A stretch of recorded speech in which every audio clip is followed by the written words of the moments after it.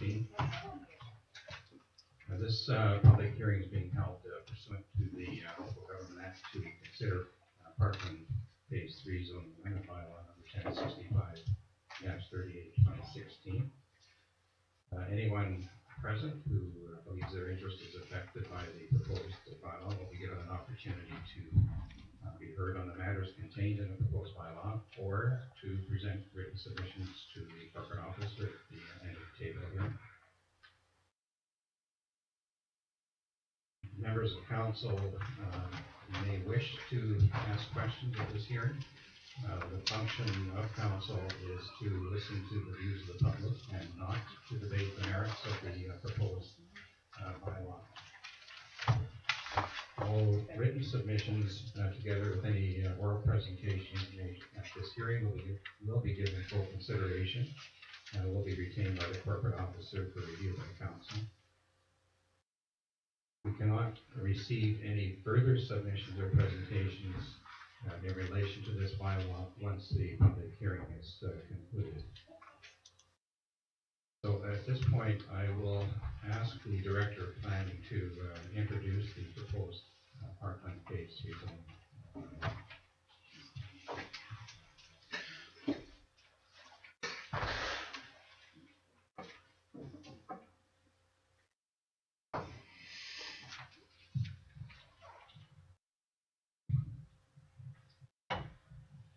Thank you, Mr. Mayor. I prepared a short presentation to give you an overview of the highlights of this bylaw.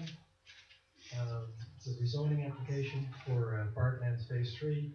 Over here I have an overview aerial of the area, with Phase 1 largely built out, Phase 2 currently under construction down below here, and Phase 3 is everything in this southeast corner of the picture, adjacent to the water reservoir and up to the tennis court and the park there.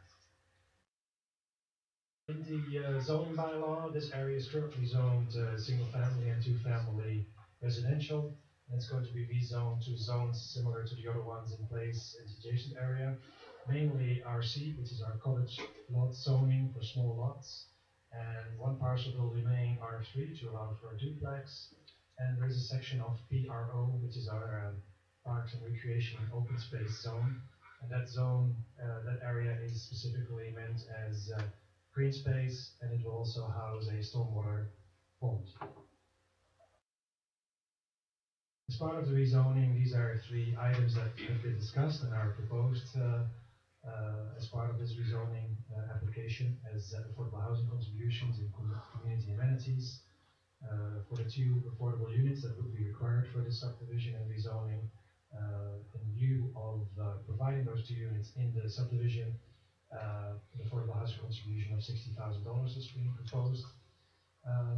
Another community amenity is additional landscaping in the existing town-owned areas adjacent to this area, mainly around the reservoir, but also along the trail, along the berm to Payne Road. And the third item is the provision of land for green space, and this also will be home to this stormwater retention pond.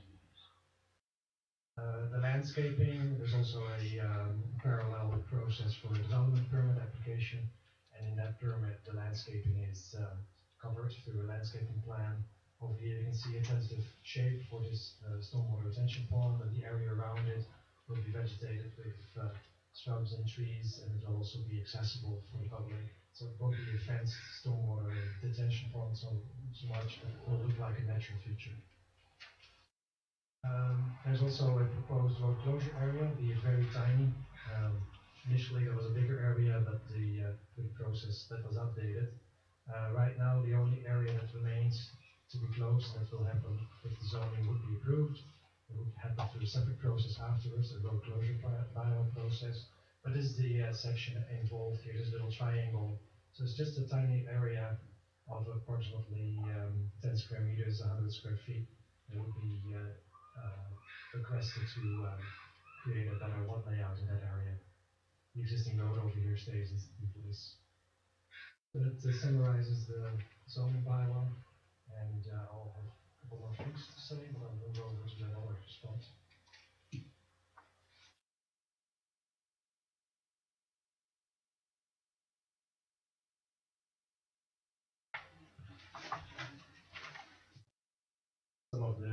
the dates for this bylaw, the first and second reading was given on June the 7th. Resolution to hold a public hearing was also done on June 7th, and the notice has been advertised in the Coast Reporter of June 24th and July 1st. Thank you. Okay, thank you. Check in now with the corporate officer and just to note if there's any written submissions received today, please. Mayor Rowe, the agenda that was produced on Thursday included submissions from 3 individuals. In addition to that, we have received other submissions, and the tally of all 9 of those is 6 people opposed to the zoning amendment and 2 people in support, subject to specific conditions. We've received 1 more submission, and normally we would read this into the record. However, I do believe it may be the speaking notes of the lady who handed it in, and this is Leslie Farr, so I don't want to jump the gun and read her notes if she. Yes. And are these your speaking notes in the plan? Yeah. Perfect. So there will be 1 more written submission that you will hear from the individual in question. Thank you.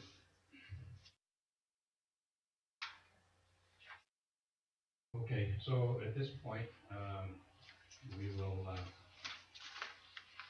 seek further input from anyone that wishes to speak to this particular rezoning application. So we would ask you to come forward when you want to speak. Just raise your hand, I guess, and we'll get people up here, but you'll need to come up to this microphone.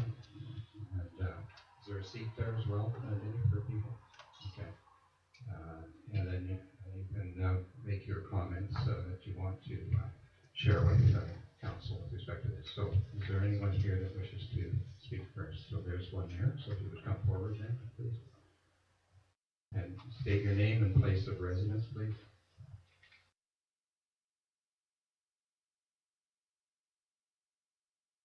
Thank you. I'm Val Anderson at 619 Pratt Road. I'd like to ask regarding an item in the June 16th Coast Reporter. It's been quoted that Gibsons has stated that the stormwater from from the development, phase 3, will go into Sharman Creek. That to be correct, because I also have an email from stating that also. I want to reconfirm that. So Mr. Newman's not present, and we're not really responding to questions as such. We're just hearing input on this zoning bylaw. So your comments are, I take it, a concern around where the stormwater from Parkland would ultimately be discharged. Is that? Yes, that's correct, Mayor. As this is come out in the newspaper saying the stormwater will drain into Sharman, they've also sent me an email earlier, somewhat earlier than that, stating it is going to be directed into Sharman. I would like to have serious consideration and a method to redirect the stormwater that comes off that development now, drains into a highway ditch, which then drains in across my property to cause significant concern in that the huge firs and maples, they're huge. And Mayor, you have pictures, you have the information. I've presented to both you and Director White, or Councillor White. It's caused these trees to fall because the flow of water is so significant now. Started when IGA Mall went in and the businesses around the area and Parkland Mac all drain into that highway ditch, causing the land to be eroded off my property, taking the water level right down to the bare clay. And now it erodes the sides of the bank. The magnificent trees, roots are all there, And I cannot have enjoyment of my property. My safety is affected, as is my family. And the town must, in all fairness, because somebody did not do due diligence in the beginning to look at what would happen with water being directed in the fashion it is. It's piped into that ditch. And so we need to figure out a way for the town of Gibsons to redirect that water off parkland and the other developments around there back onto the Gibsons jurisdiction. That's what I would like now. Thank you. Thank you, Ms. Anderson.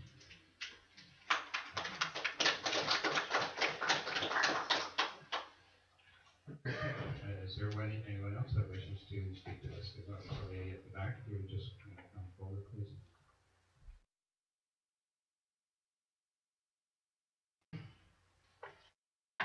Leslie Carr, resident of Gibsons and Parkland. Mayor and Council, I'm here tonight with the hope I may influence some change for the better in regard to the notification process and just to be clear, the open and honest inclusion of all evaluating of current residents, taxpayers, to be fully informed and directly involved with the discussion prior to decision making. Begin with a summation of what has transpired to date. May 31st, my neighbor alerted me to a sign on the ground behind the brush on phase 3. It was the rezoning sign, which also showed the date of the first and second reading, which was to be.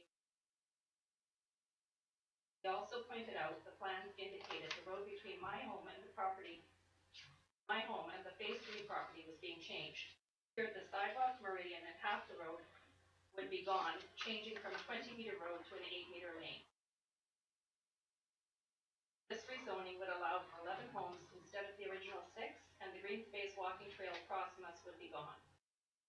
Obviously, I was concerned. When my husband and I purchased our home, we were assured there would always be a green space walkway across from us.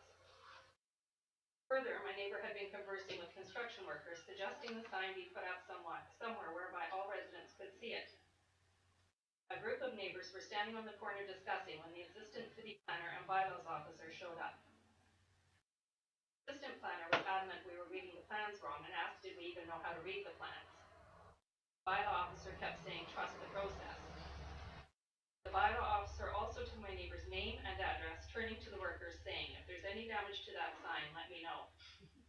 This was quite offensive and left my neighbor feeling like a criminal. He was in no way aggressive nor threatening any damage to his house. Fast forward to me receiving a phone call from the city planner the next morning assuring me the road sidewalk and meridian would remain as is. I was greatly relieved, but this was short. Upon opening my email, there was a message from my neighbor stating the developer had been around the night before and he had the opportunity to speak with him. The developer had confirmed he had read the plans correctly and that the intent was for the 20-meter road to become an 8-meter lane. I quickly emailed the city planner and later drove to City Hall to speak with him. He explained he had met with the developer that morning and had discussed the road not being his property but the property of the city and an original part of phase 1. Showed me some amended plans they had agreed upon, keeping the road as is and eliminating one home from the proposed 11 to 10, thus allowing the road, sidewalk, and meridian to remain. Green space walkway would not be there. He also said with regard to the reading of the plans and comprehending the road becoming a lane, it was a catch. My neighbor made that catch, not the planner, not the assistant planner who challenged whether or not we could read the plans, and not council who had already endorsed the plans as such. I had also inquired as to whether or not this was being fast-tracked, and the answer was yes. They were hoping to move quickly on this. My neighbor and I each wrote a letter. I attended the June 7th readings, where the amended plans were presented by the city planner.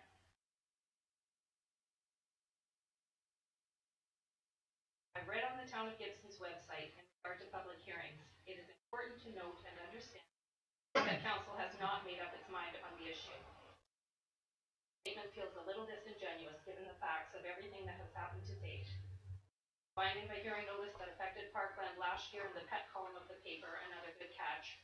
The rezoning sign in bushes, the catch of the change road to lane, and 28-page document, the staff report with recommendations, endorsements, authorizations, and directives that after the public hearing earlier on July 5th, Council can proceed with the consideration of the recommendation for Parkland Phase 3 as outlined. I realize this rezoning is a win-win for both the developer and the city, with the developer donating $60,000 to the Affordable Housing Reserve. Decisions do need to be made in the best interest of all and should not be based solely upon money and influence. I'm not going to get into the moving of the pond, the green space, parking and lane concerns, home density, and home values. Suffice to say, I'm grateful to have the road meridian and sidewalk in place. We were also happy to see the placement of an amended sign on the other end of Phase 3 by the mailboxes as requested for all residents to view. We are disappointed with the proposed loss of the walking trail across from us. My hope is that in the future there would be more open and honest communication. Promises made to buyers in a living green community would be kept with regard to green spaces. Notices of rezoning would be apparent to residents rather than the process would be more inclusive and transparent. To conclude, I recognize and acknowledge the good work Council does, as well as the philanthropy the developer does in the community. Leadership is not easy, but I do think there's the process, and thank you for the opportunity. Thank you. Before we continue, I'm going to call to order the council meeting because technically we need to do that, and then we'll recess it, I think. Okay? Excuse me, are we finished taking discussion? No. I just need to have we have to have a council meeting called to order before 7:15. So I just want to do that, and then we'll come straight back. So just leaving the public hearing for a second, I'm just going to call to order the regular meeting of council of July 5, 2016. I'll just ask for a motion to approve the agenda, and we'll leave it at that. Okay, so Councillor White, Councillor Valeria, all in favor? That's carried. So we'll recess that council meeting now and continue with the public hearing. And we'll go back to the council meeting whenever the public hearing is finished. Okay, there's the next gentleman at the back there.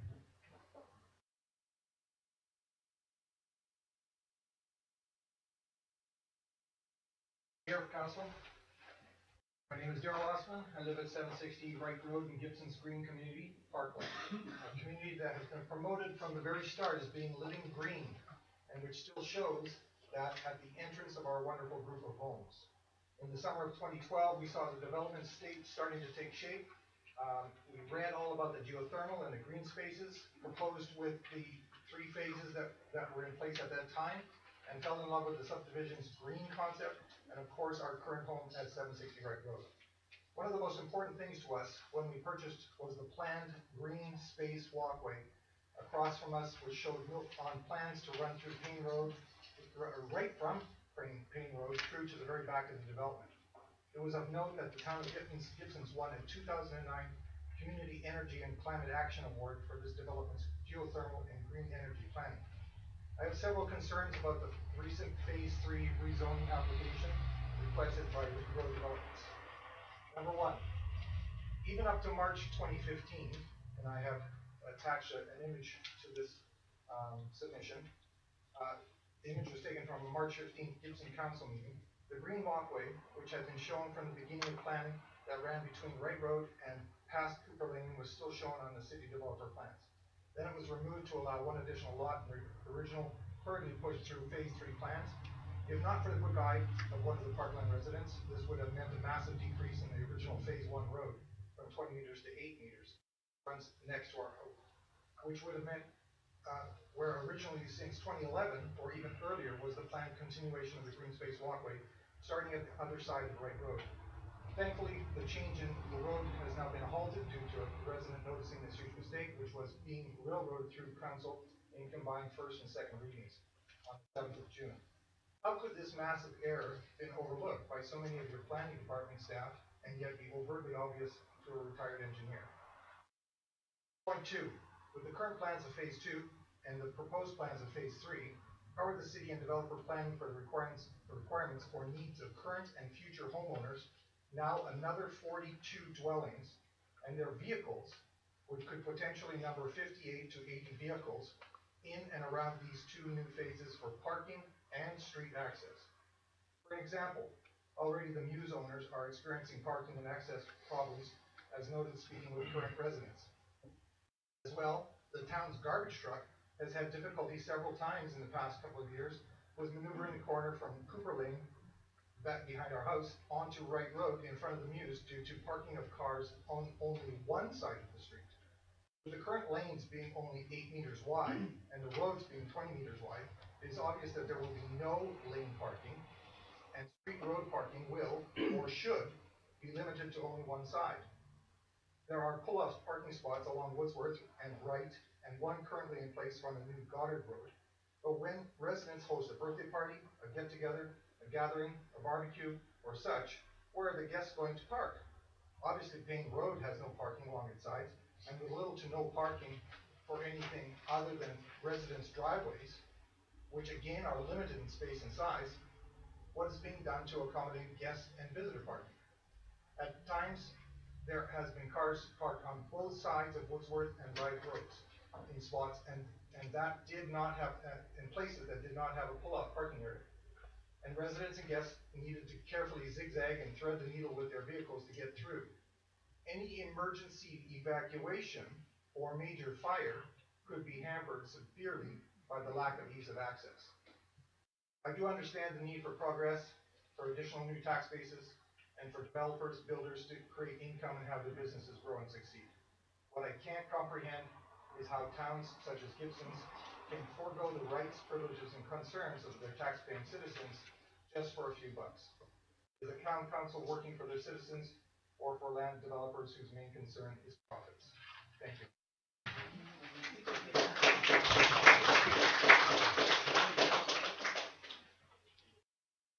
Mr. Rossman, okay, any gentleman at the back?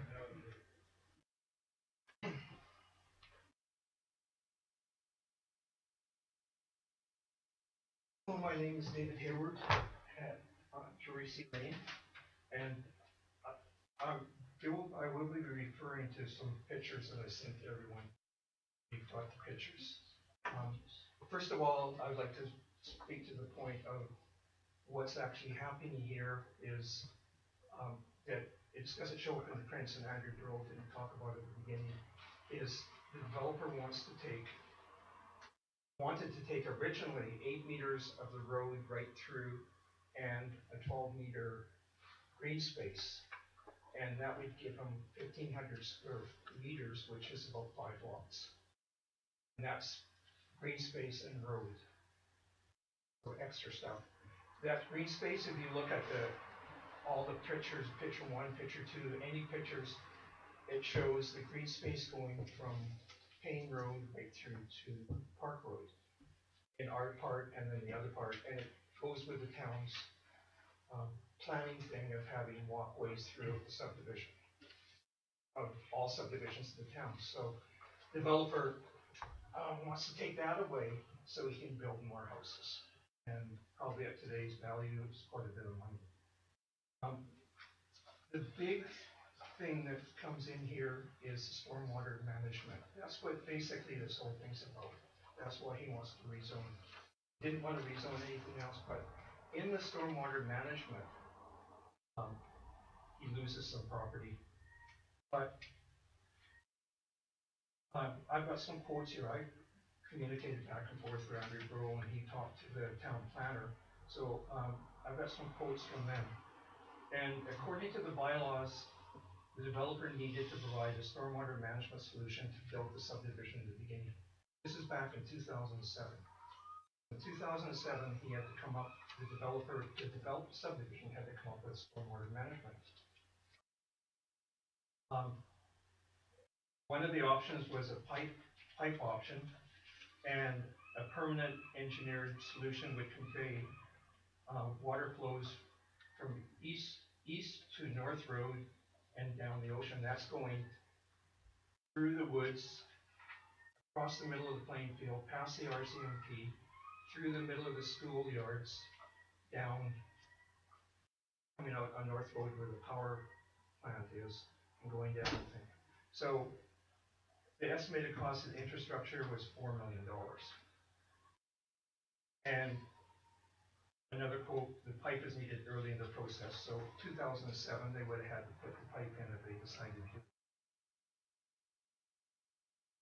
So, I asked about the pond, but before I get to the pond, there's some misleading statements that are being put out by the town about what's going on, what's in the thing.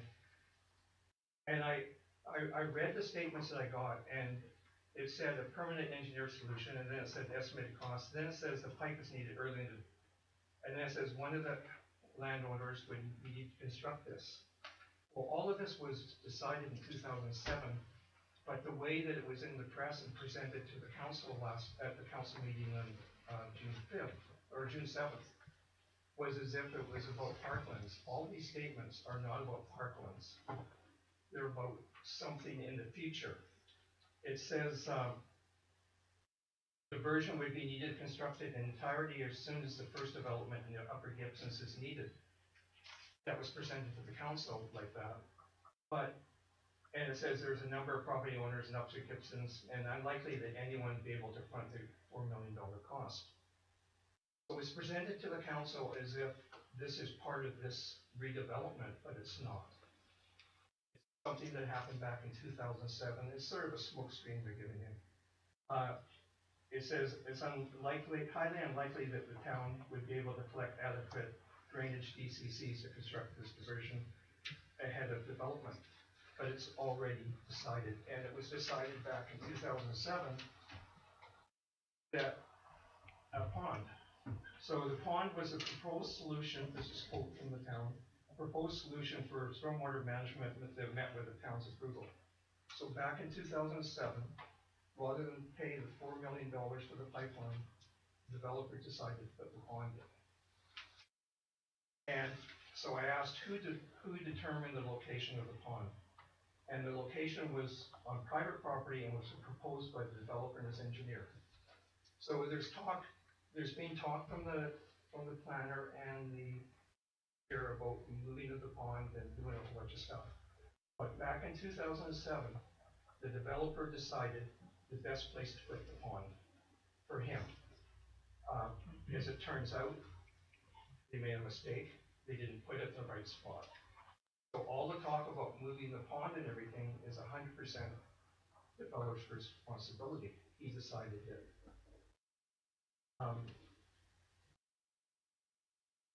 It's going to be, they say it's going to be moved to a more appropriate location, appropriate to build more houses, not appropriate for the pond.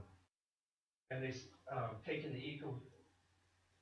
the town eco strategy into account. It was decided to relocate the pond. But relocating the pond was proposed by the developer, not the town.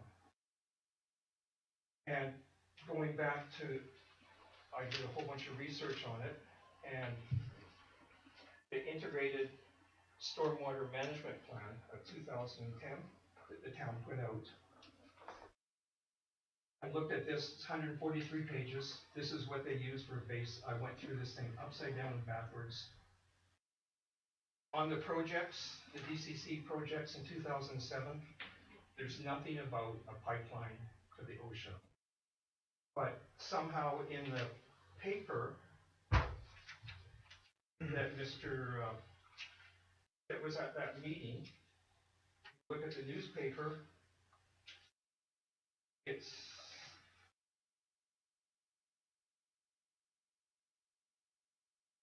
Mr. Newman quotes,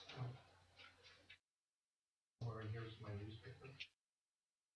Mr. Newman quotes that the town faced the project of having to build a $4 million storm sewer from Payne Road subdivision to North Road, down School Road to the ocean. There's nothing in this report that says anything about that or that there was anything proposed. So this is the ones that were in place, and then according to that report, long-term capital projects for stormwater management, nothing at all about it, okay? But in the report, they do talk about it, and this will answer the question to the first lady that was up there. about what happens with this, with the current pond. It says that Chester Creek, unnamed tributaries of Chester Creek, Chester Creek represents a substantial fish habitat. The parkland development and the IGA Mall also connected into the system. The primary concerns for the tributaries are quality and water capacity. Water quality is poor due, and this is really important, due to the young age of the retention pond constructed in the parkland development. So that's the only thing. There's nothing in here that says that it was a temporary pond. And this keeps on coming up from the correspondence I get from the town that it's a temporary pond. There's nothing to back that whatsoever. If that pond was put in as a permanent solution, so the developer didn't have to pay a $4 million water line. So like totally misleading stuff coming from the town to the council. It says the parkland development has at times discharged highly turbid white-gray water. And it also goes on for that lady that was at the beginning, saying residents living near the water course claim water flows have increased since the development. And yes, they have increased. And if you've got, we talked about what this is. This is a retention pond, water retention pond. It's not a park. In no way, shape, or form would this be a park. This retains the storm water that comes down into it and it's going to get worse as it comes up from the upper level is developed when they cut all those trees down. It comes into it, it's got steep walls into it, and then it's got a pipe that goes out and releases the water slowly. And if you go up to the Park Road near the old age home, you'll see that there is a stormwater retention pond there. And that stormwater retention pond up there is fenced, and it's got signage that says, warning, stay out. So there's absolutely no way that the town could say that that's a park, and they're gonna put it as a park, when this is a stormwater retention facility to keep the water. So totally misleading stuff coming from somewhere. Another part with this is when this pond was constructed, there was an outlet pipe, and if you go to, I think it's picture 9 or 10, in there, it'll show the outlet pipe, a picture of the outlet pipe. And what the whole idea of this, and this probably has a bearing on what that first lady was saying about this significant increase in water flow. Stormwater retention, steep walls, keep the stormwater, let it out at a slow rate, according to the town and everything telling me, goes at a slow rate. So if you look at that picture, there's 4-foot pieces of pipe with a valve on it, with about a 3-foot piece of pipe on that valve looking like it's protecting it from the ground, laying on the ground. It's in a ditch, so there's absolutely no way that that is retaining any water or letting water go through at a controlled thing. As soon as there's water fills up the pond, it's going to go through at the same rate as it entered the pond. So really, really sloppy workmanship. It wasn't inspected by the town to make sure that it was done right. It is not acting as retention pond, and that might solve that first lady's problem. The bottom line is, there's a lot of stuff coming up. It's all about the retention pond. The retention pond was put in 2007, and from all it, even when you go back to a report at 2015, a report from the town to the council, there's no talk whatsoever about a pipeline or that this pond was temporary. This pond, from everything I could see, was put in as a permanent pond, as a requirement of the subdivision, no pond, no subdivision, or a $4 million pipeline. This doesn't fit. Now they want to change it. They want to move the pond a short distance so we can build more lots. Right now, according to this stormwater management plan, they were concerned about the water coming out of there because it was young. Now, this is 6 years later. That pond has got bulrushes, it's got all sorts of infrastructure in there. It's an ecosystem in there. And according to how it works, that ecosystem filters the water, so it's going down to Chester Creek into the fastest Lake's place.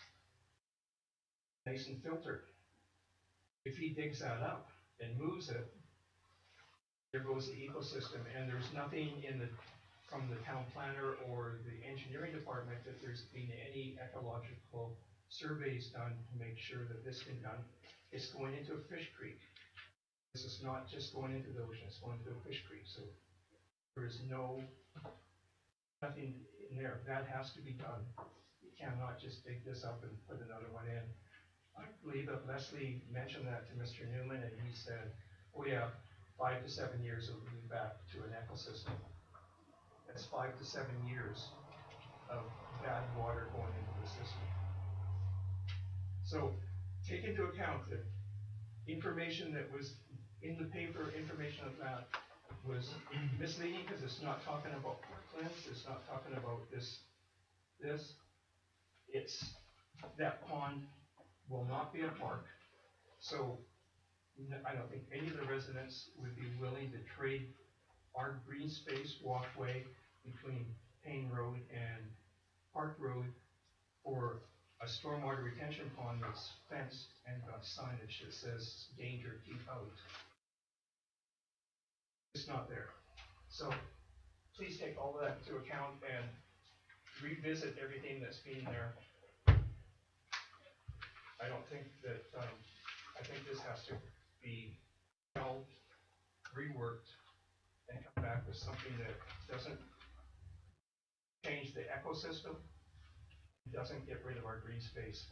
Also, part of the latest one, yes, they changed the road in front of Leslie and Daryl's house, but they still want it. That's why they want that little piece of property there, because they want to still take it to an 8-meter lane so we can build more houses, which is going to be a choke point for traffic. Take it back to the way it was, rework it, and protect our ecosystem.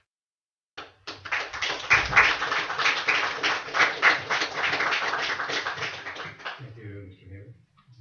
Lady over here.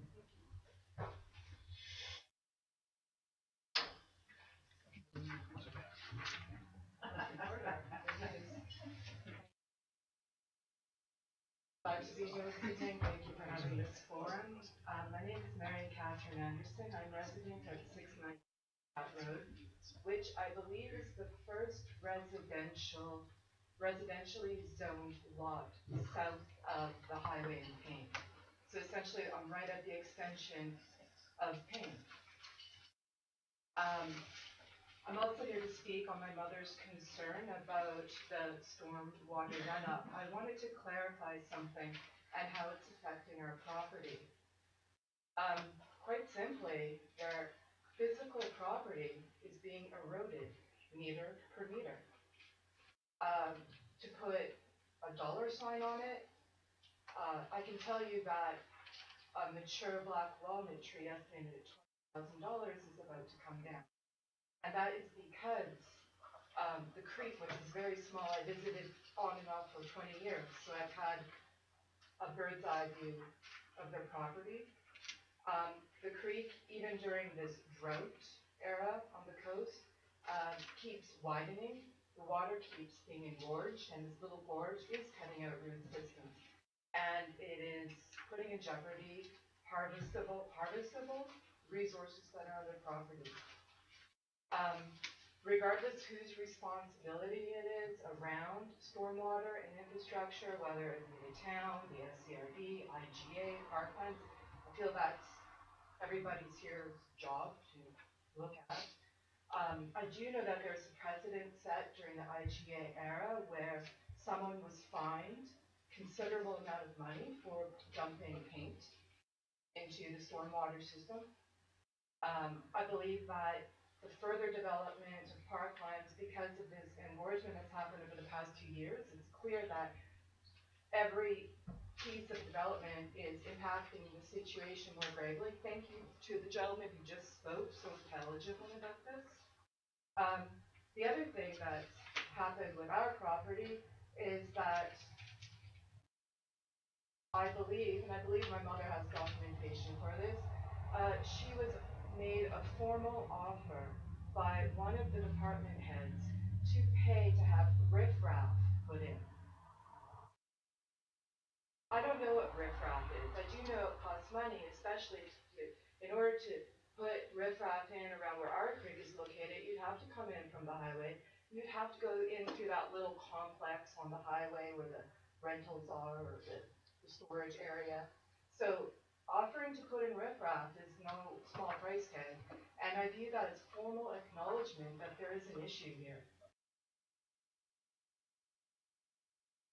I believe that everybody knows there is a warranted problem here.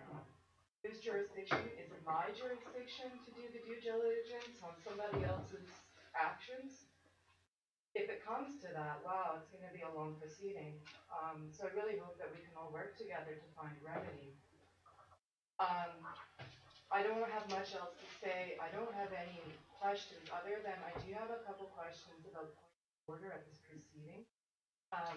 I read in the agenda at the end of number 10 about the parkland phasing, it says that further that parkland phase 3 zoning amendment bylaw will be given a third hearing. So my question is after the meeting tonight, is there another meeting about this issue before parkland phase 3 goes? There's some consideration further in the council agenda this evening. Well, it says on the agenda that the phase 3 will be given a third reading. That's simply there for discussion by council. Okay, that raises my second question about council proceeding.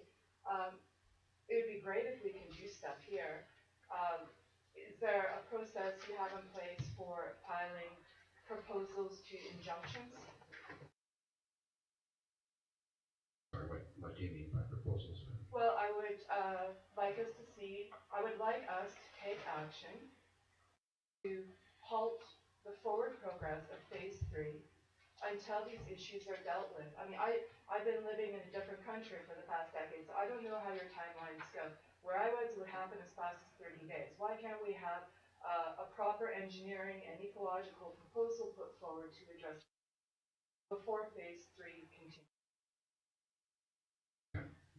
I won't answer that. I can't answer that. Okay, well, my question about the process here is, what process is there for filing a formal thing? Yeah, you'd really have to talk to your own lawyer about that. So are you saying on record that I cannot file anything with the council, that there is a problem that needs resolution before phase 3 should? No, there isn't anything. This is part of the process that we're going through right now with the hearing, listening to what people have said. There's a number of written submissions that And council what have to happens consider. after that? That'll be for council to discuss. So how does that decision-making process work? That'll be for the council to discuss later. But aren't we part of council? Aren't we an extension of you? No, you're not. And actually, Really? You're not even a resident of the town of Actually, Gibsons. would you like to see my driver's license? If you're referring to the property that you're talking about, that property is not within the town of Gibsons. Oh, I see. Actually, that brings me to my final point. Thank you. Regarding the Gibsons versus SCRD, I hardly see how that's relevant to reality. This residential lot is it's the first residential lot at the base of Payne Road off the highway. It has been impacted by development, it continues to be impacted by development, and now that development is taking a financial and ecological toll. That creek that property holds is a tributary of Charman, it's also fish-bearing. Again, I don't know whose responsibility it is, but I think we should take responsibility before development continues. And I am resident, and regarding SRD and all I hear about the pipeline and everything, I can't even imagine why you would run a pipeline down the school when you've got Pratt and King. If that requires joint collaboration between Gibsons and SRD, I believe there's even an SRD representative here on council. I don't know who it is. So yes, technically I'm not resident of Gibsons, but I do believe Pratt Road is one of the major arteries of the town of Gibsons. And but sir, you have not answered the question about the decision-making process. As I said, we're not here to answer questions this evening, we're here to listen to your submissions, and that's what we're doing, so. And what happens if you don't take action? What we're asking for a very simple and specific thing, and that is a 30 to 60 day memorandum on this until the departments, the towns, regional district present a proposal for structural engineering and ecological purposes. Okay, well, thank you, that's your submission, that's fine. And that's it. Yeah. Okay, so we'll do it short way, we'll do it long way. Your choice, sir. Thank you. Okay, thank you, Ms. Anderson.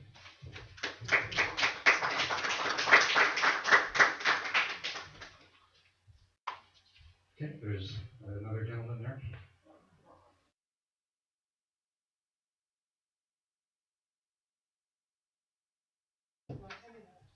Your worship, member of the council, thank you. Bill Beamish, 776 Wright Road. And my wife and I have lived there for almost a year now, so we've seen the seasons past. Rain in the winter is definitely an issue. If you could do something about that, that would be nice. But the problem that brings is a drainage problem. And drainage has not been satisfactorily resolved in that area, in my view. We live on the corner of Wright Road and whatever that comes in there, Wordsworth. And off of proposed lot 30, we get quite a bit of water comes down into the lane at the back, Cooper Lane, and it comes right across the sidewalk. And in the winter time, that's actually a flooded area, as well as along Wordsworth Road adjacent to our house. The parking pocket there becomes a puddle, and everything else becomes a puddle. So I don't see that the drainage is working effectively in the area, and to rejig the drain and change right now, only if it could be an improvement. I see that to be a value. The parks and open spaces area in the official community plan is identified as an amenity area for residents and for the community. It is going to be now a drainage retention area. I think could be a positive thing if it was properly landscaped and properly developed. But I would say that the existing drainage pond, as it sits there now, although it's not accessible by the public, is very accessible by the wildlife in the area, and there is population ducks and geese in there, and there's very good growth in there of the rushes and everything else like that. It's an attractive area. I would be very concerned if it became an area like the drainage retention pond on the Christensen grounds, which is fenced. It is signed, stay out. And that is on their private property and not the parks and open space property in that particular case. I think that parks and open spaces should be used for the intended purpose. Invasive species are present in that area. Just to exercise a caution in terms of going in and moving the earth before the knotweed is removed. There is knotweed in that area, and as you know, that if that is broken up and distributed throughout the area, it will have problems for future property owners. So I think that some effort should be made to remove that knotweed appropriately before it is broken up and moved around. Parks maintenance, having more green space in there is important. Loss of any trail system, I think, is tragic in this day and age. That the trails are very heavily used by us dog walkers and families and kids with parents with baby carriages going through. And I think any reduction of green space and trailways should be carefully considered. Not put them on the roads. The traffic is stated can be quite high at times, and now with the construction that's going on there, the Wright Road, the parking is quite poor. The number of parking pockets is limited, and the parking on the road does cause pinch points at time for, especially with the moving of traffic going through there now. Street trees, as I note that the street trees proposed for the new development area was told by one of your staff that, the existing street trees may actually have to be removed, because it felt too close to the curb stops, and as the tree grows, you know, that they will eventually, potentially break up the curbs and break up the roadways. I'd like some assurance that that does happen, from a general sense in the subdivision, that those trees will be placed, on the boulevards in some of the locations, not simply removed from the site. But seeing more trees go in there, the caution of how they're planted, I think is something that should be looked at. The official community plan also speaks to the wish to see community gardens in the north, in the subdivision up there. And I see no evidence of any consideration of community gardens anywhere in the subdivision at this point, and to see if that would be an issue. But I think taking the issue of the drainage, general drainage of the site, I don't know if it's intentional, but a lot of the catchment basins are quite raised up quite higher than the ground now. Now that could have been happened as a result of the drought, which would ground back. But now the water that goes into a lot of these swales is not going to reach the catchments to be removed. So it tends to be a soggy area there. So, but maintaining the parks and open spaces for the public. I've heard one proposal there's going to be a child's play area and everything else put in there, and I don't see any of that now in the plan. And I was just talking at one point to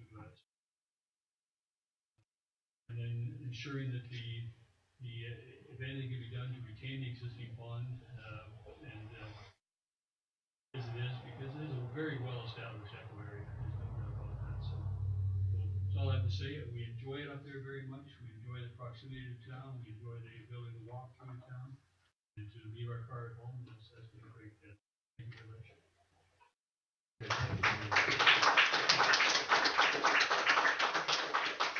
Thank you, Mr. Beamish. Anyone else wishing to speak this evening?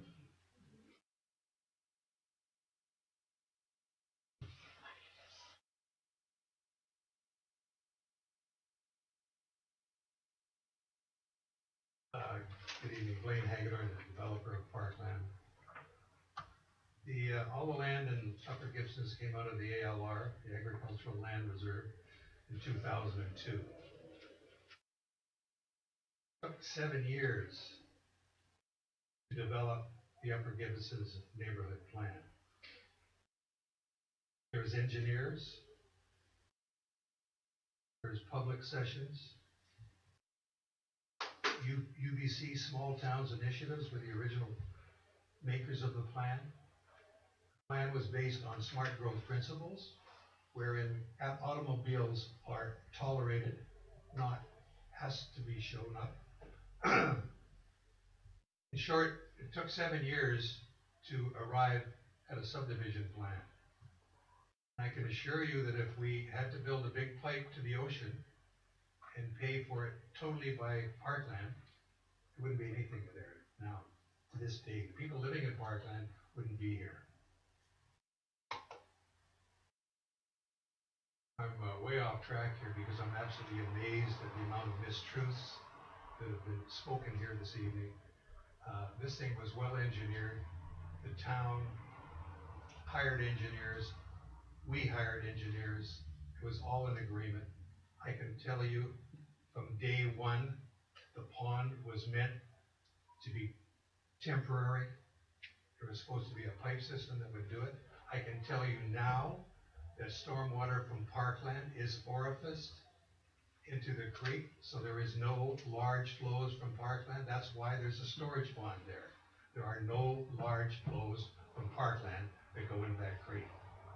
Anybody who says that just doesn't know what they're talking about.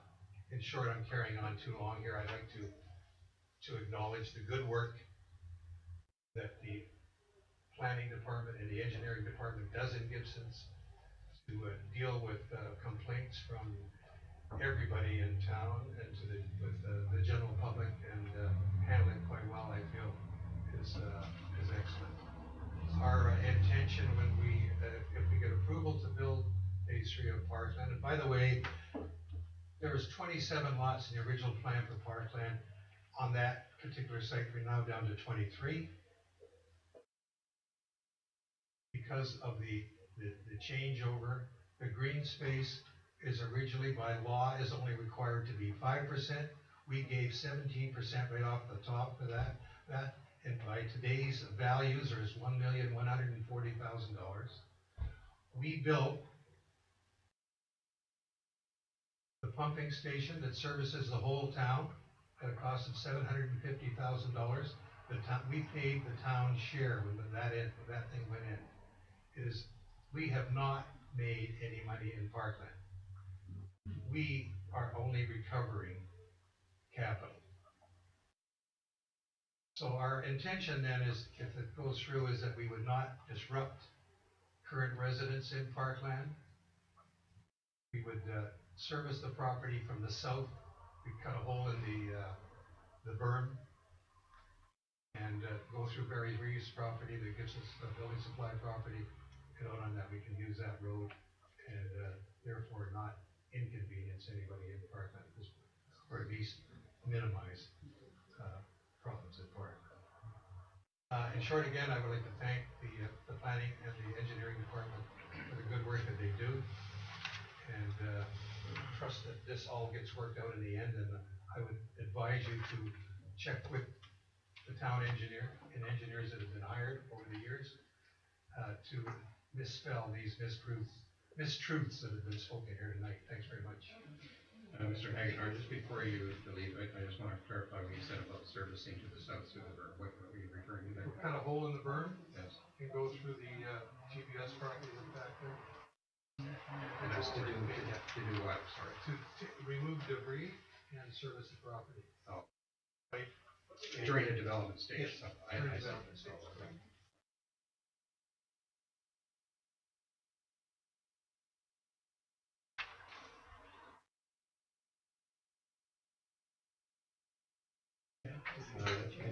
Anyone else wishing to speak? Mayor, just take the microphone back.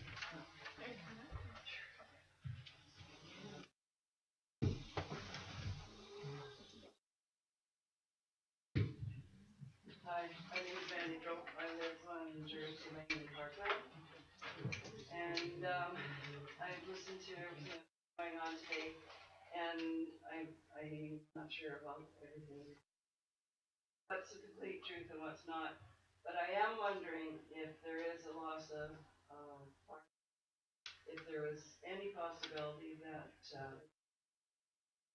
from at the end of Park Road, which presumably belongs to the town, maintained as a trail, and that the forest that's in that road would be maintained as it is, so we could regain lost. Very beautiful area.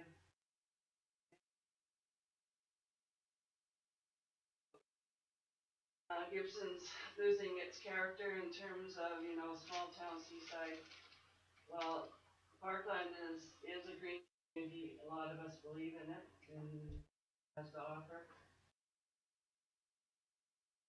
Maintaining of that I would call actually a natural drain, natural direct the stormwater from. To me, it'd be fairly easy to for State Street employ some of the natural resources of water and retaining water. There is no doubt that there is a great deal of water that flows off that property, not contained. It floods so fast. That soil is very a lot of clay, hills, and then comes off. So you have to seriously.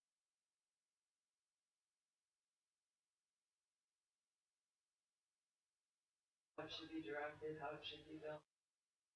I do realize that smart plan was, there was a lot of things that possibly, I'm sure that there's been some severe loss. But, you know, we all have to experiment, try, and I'd just like to say that the green space around that area and in through that area is so important to maintain, develop, and have a natural characteristic as a human. Tennis courts are great for people who play tennis, but for the rest of us who are walking around or, you know, young people walking through, I mean, there's so many different groups that use the walking trail and space.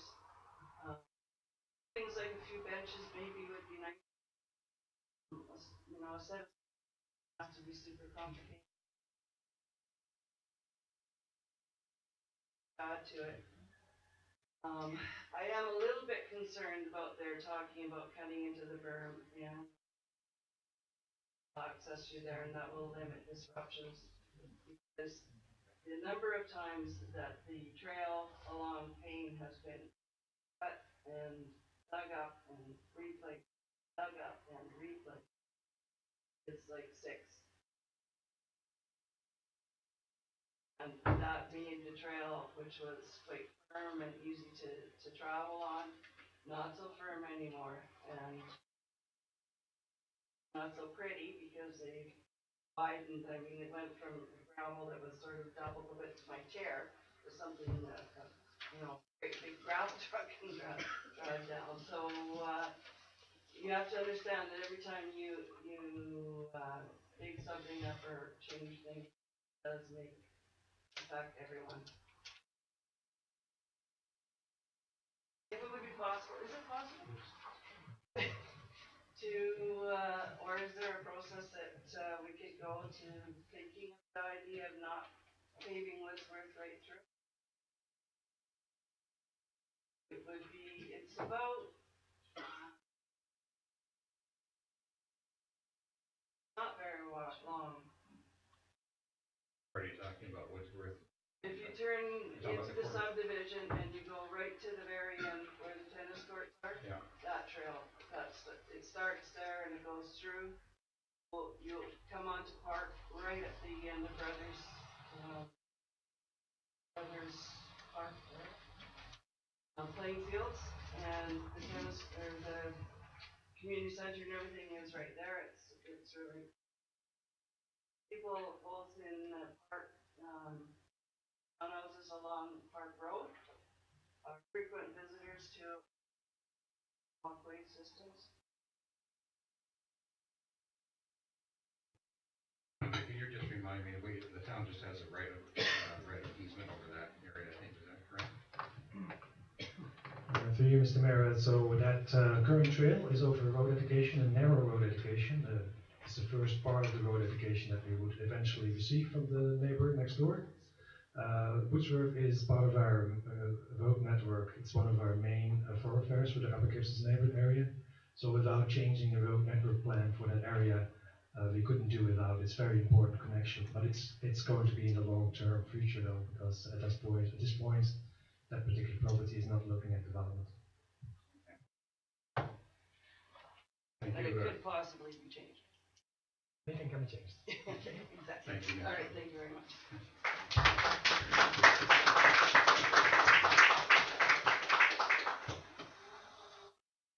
Anyone else wishing to speak on this topic? Okay, there's a gentleman there who hasn't spoken.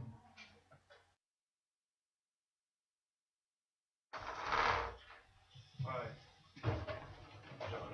John Eisen, 1036 Woodsworth Road. I'm not going to say anything too new that you haven't heard.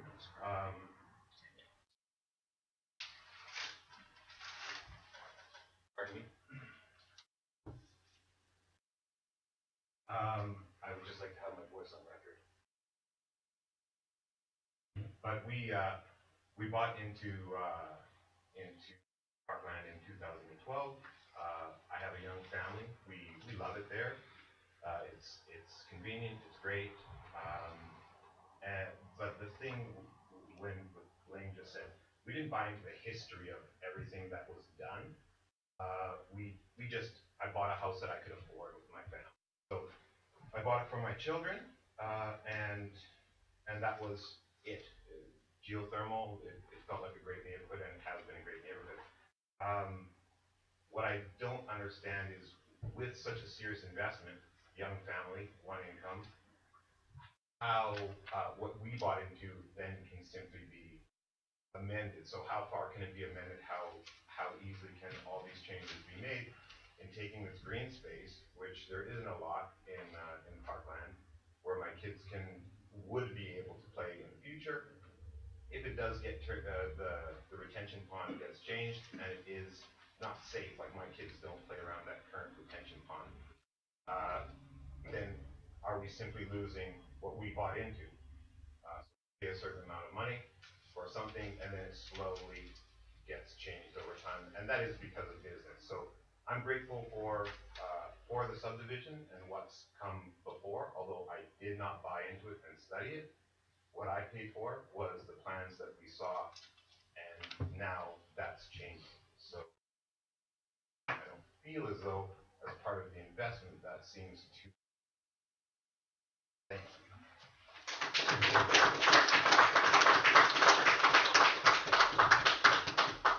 Okay, so are there any persons who have not as yet spoken? We will go to the second round. So, Mr. Hayward.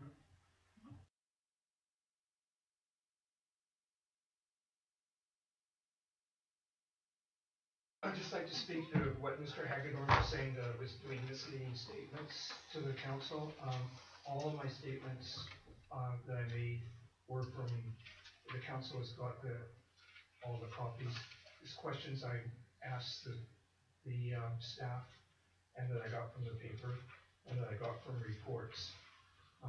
Everything is backed up by paper. I know with the valve, if you look at picture 9, you'll see the valve.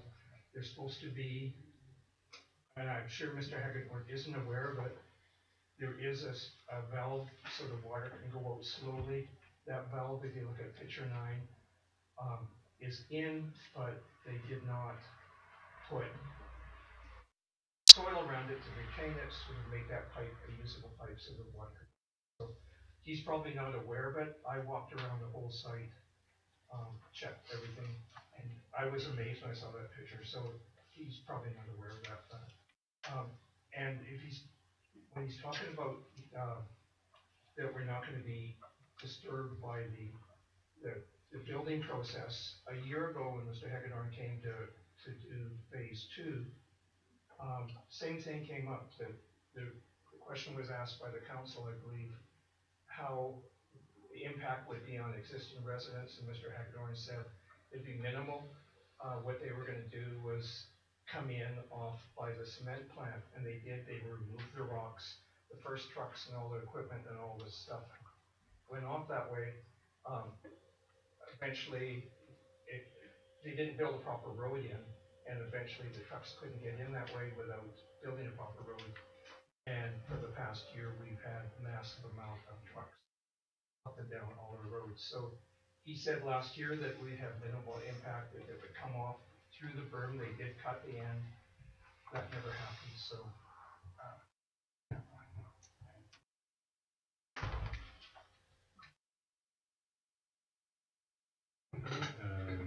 Ms. Anderson? Thank you.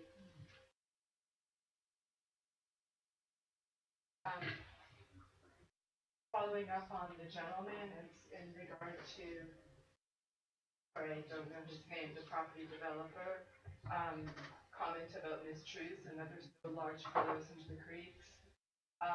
My mother also carries extensive documentation, and I believe that, well, trees don't lie, neither do creeks. So that documentation is solidly there. And like the gentleman who lives in Parkland, who's questioned consequence regarding his investment and if a contract might have been broken.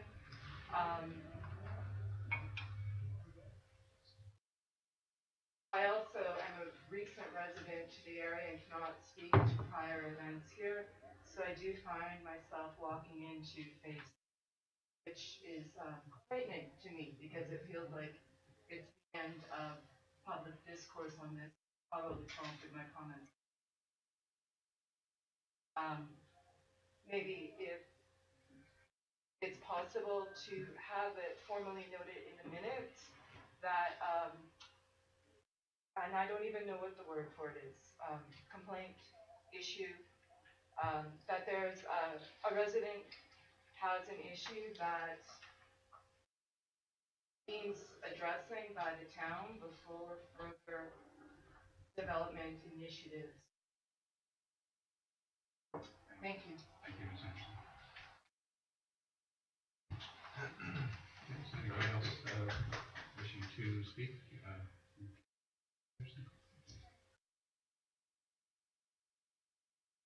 Know what you're gonna do with all these Andersons. Yes, just speaking to, Mr. Hagedorn's point, he may not even be aware of this, you know. But early on in the stages, what year it was now, but I have documented proof of everything I see or question.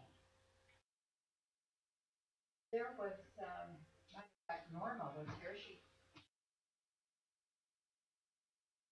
there was 2 pumps in the detention pond, and we're pumping the water out drastically fast. The flow through the creek, I happened to find it, happened to go up to the highway, look in the ditch, because I monitor this carefully over the past 25 years. And then spoke to the town, went down to the town office here, and Norma got in touch with the guys, told them to stop pumping, and of course, they did.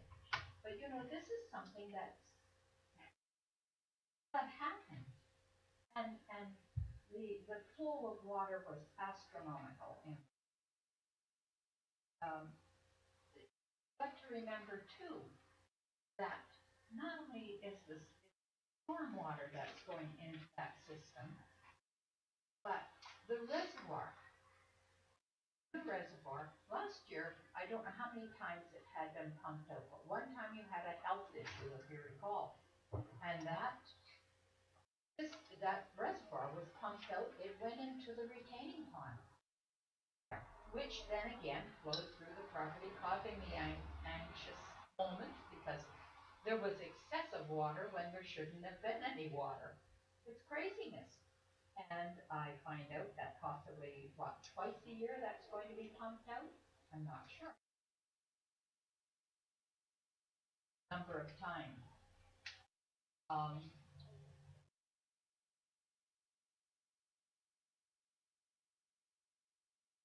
The other thing that I don't know if you're aware, but each of the homes along Kane Road have a green pipe that comes out from the property, if you notice. That is drainage. That stormwater drainage goes into that ditch along Kane, then again goes down to the highway, and it goes across our property. But you see, there's an awful lot happening. That stormwater also drains finally into Chapman Creek, which is a fish-bearing creek. Now the other question is, has fisheries been involved with this?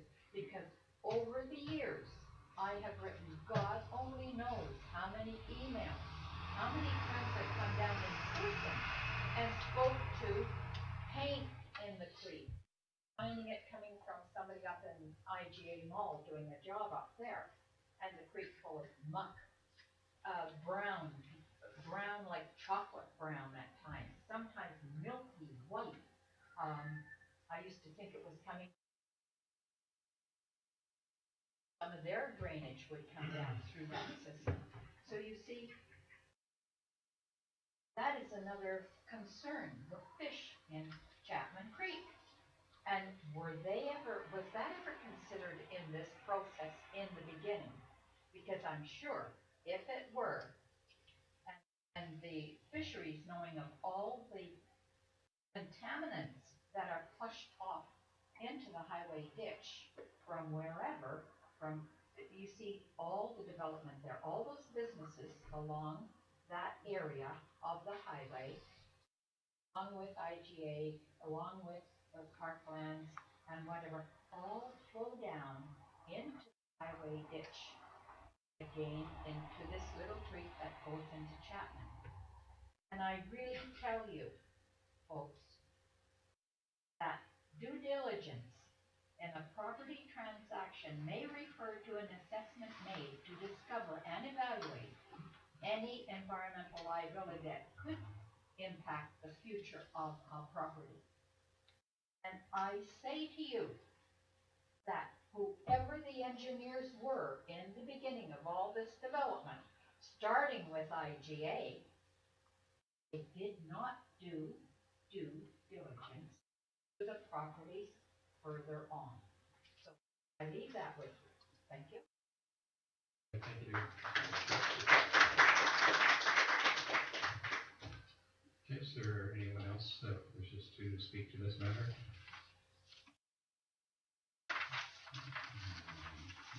The second time, is there anyone else that wishes to speak to this matter?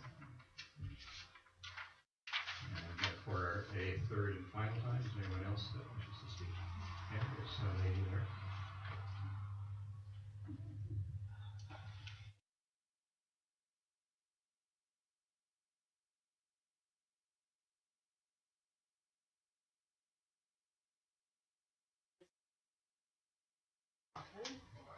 And I've been really development.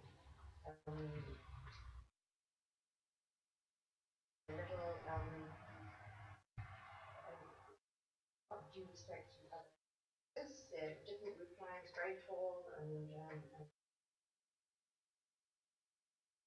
bothering other houses. Is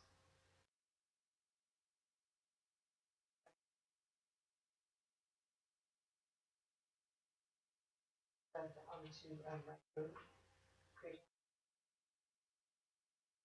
gravel trucks. These there were a few weeks ago. Come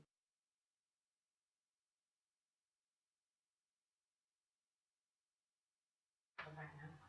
Thank you very much. Thank you, Ms. Longstaff.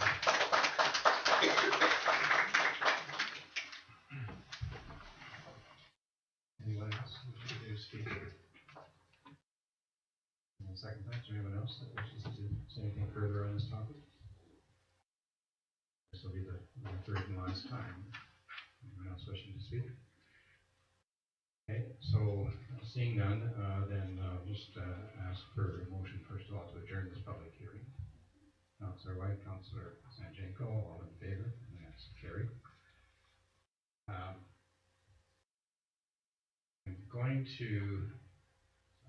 We're going to go back to the council meeting now. I'm going to ask council to at least move forward just for the moment for discussion 10.1 to see whether there's a desire to deal with that this evening.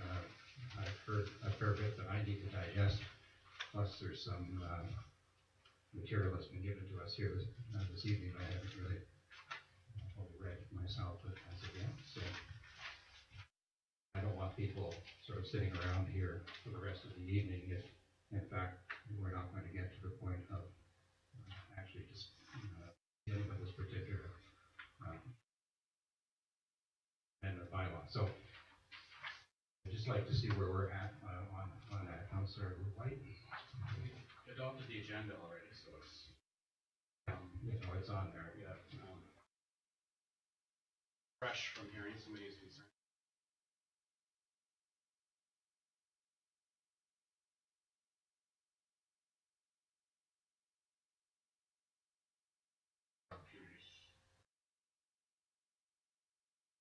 Well, that's what I would likely suggest. It would be moved to the next council meeting, which is, when is that? July 19th. Pardon me? July 19th. July 19th. So, I agree Yes, Andre? For my preparation, it would be handy to know what kind of questions council may have, because then I can prepare for that for the next council meeting. Sorry. I mean, I don't know.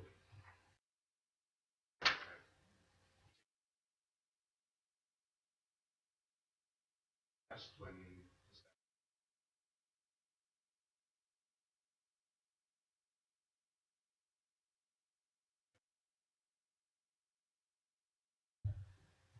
maybe at that point we defer it.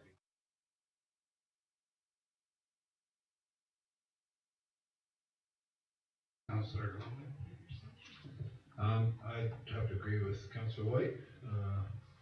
There's a lot of information that we received tonight to digest, and there's a lot of interesting questions from the gallery, from the residents of Parkland that I'd like to digest and ask staff to clarify.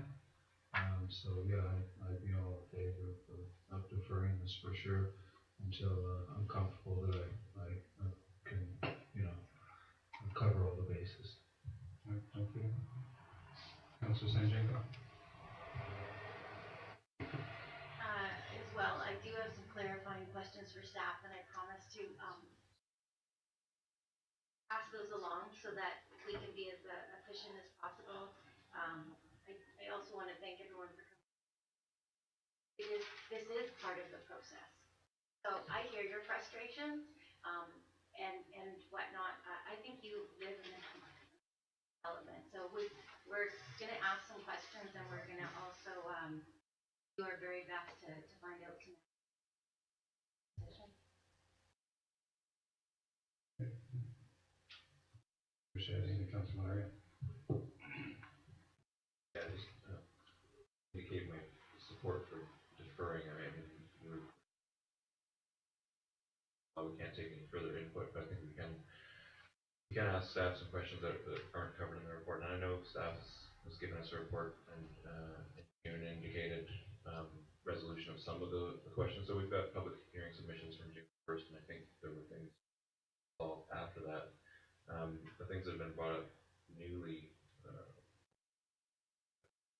haven't heard previously. I'm not sure that we can ask staff to answer. So that's what I think. Information I've got, there's just highlights for me are the drainage aspect, which we don't need to get into in huge amounts of detail, but just some summary of that. What this new pond will look like, because there seems to be some what its character is it recreational value. I'm sympathetic to changes made since investment, and just like a summary of what the OCP, current OCP clearly indicates what's being proposed, but what's changed in the upper Gibsons neighborhood plan, and those for me are the three pieces that I would probably ask about, but I think it may be able to bring forward another great point. We seem to be already having a long discussion about it, and actually it's quite a while yet on the agenda. Yeah, no, what I've asked here is that we move this forward. I don't want people sitting here for the next hour. Maybe we can do it first. Well, that's what I'm saying. I want to just get to this point to find out that it's not going to get resolved this evening. So really what I'm looking for at this point is a motion to move this to the next. I'm going to move that to the next council meeting. Okay. I'll move to deal with it right now, to talk about it right now. We're already doing that, it seems like.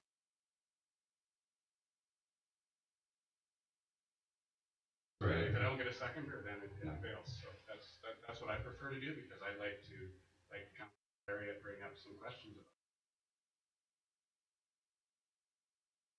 Yeah, well, listen,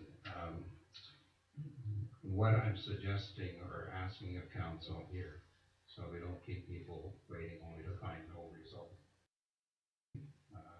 is whether we simply move item 10.1 to the next council meeting.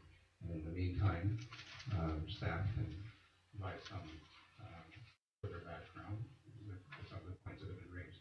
Because we can hear from staff, we just cannot hear from the public.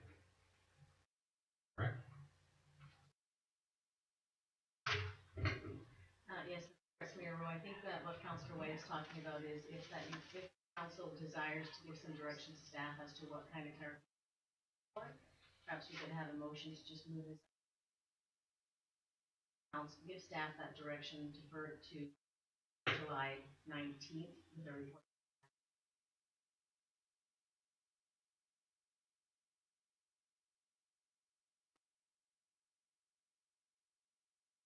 Okay, so ahead, make that motion and move that for discussion right now. Okay. Councilor Valeria, second that. All in favor? Carried. Okay. Go ahead. I guess we've already been talking about this, but, Excuse me, we're having trouble hearing you.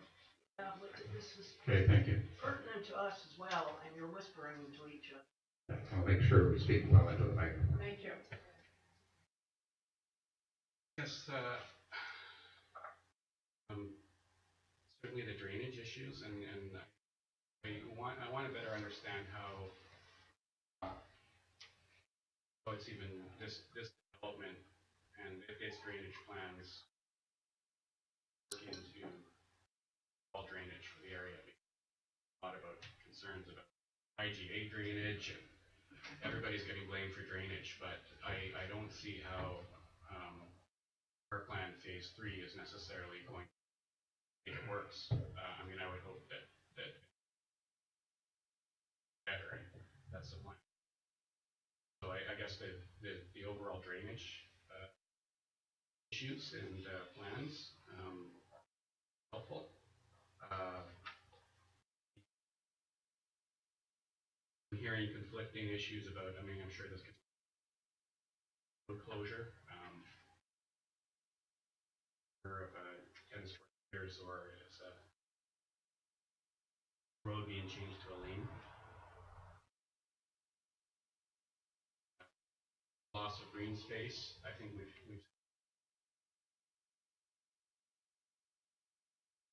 discussion and looking at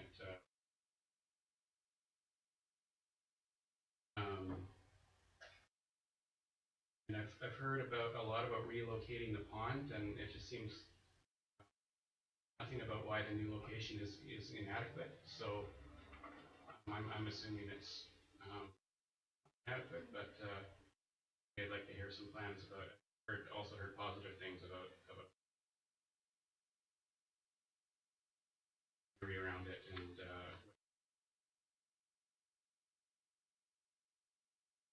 try to take a similar role in that. And yeah, similarly with the parks, talk about children's play spaces, try to make up for some of the loss of it. Helpful to know if there's any or if the approach really is that there's already been a lot put into parks, including the tennis court and the areas. So this goes in the overflow parking.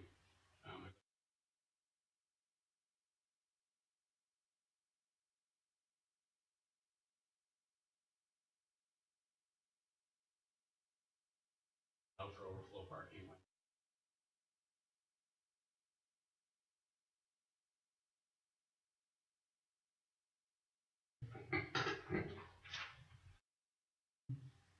Did you have a question, Andre? Or? I think I have to comment on the expectations around getting a report for the July 19th, because I'm close to going on holidays next week, and Dave Moon is away right now. We need to work together on this quite closely to address some of these related questions that are actually wider than just parkland phase 3. So I'm going to do my best to make it ready for the July the 19th, but it's possible it may need to be held off until early September to be able to do proper preparation for this report. Okay, well, thank you for that input. Councillor Sanjanko.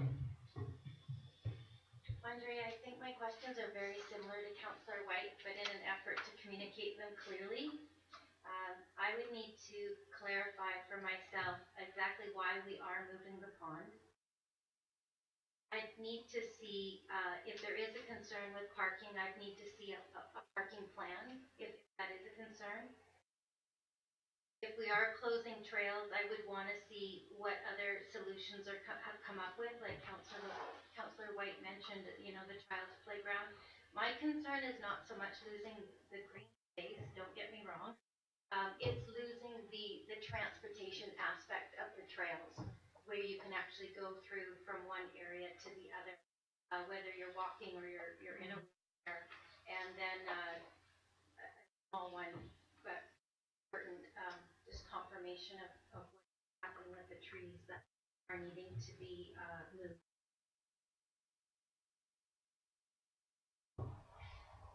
Any other points that want to be raised at this point? There's certainly, yes, Councillor Lumley.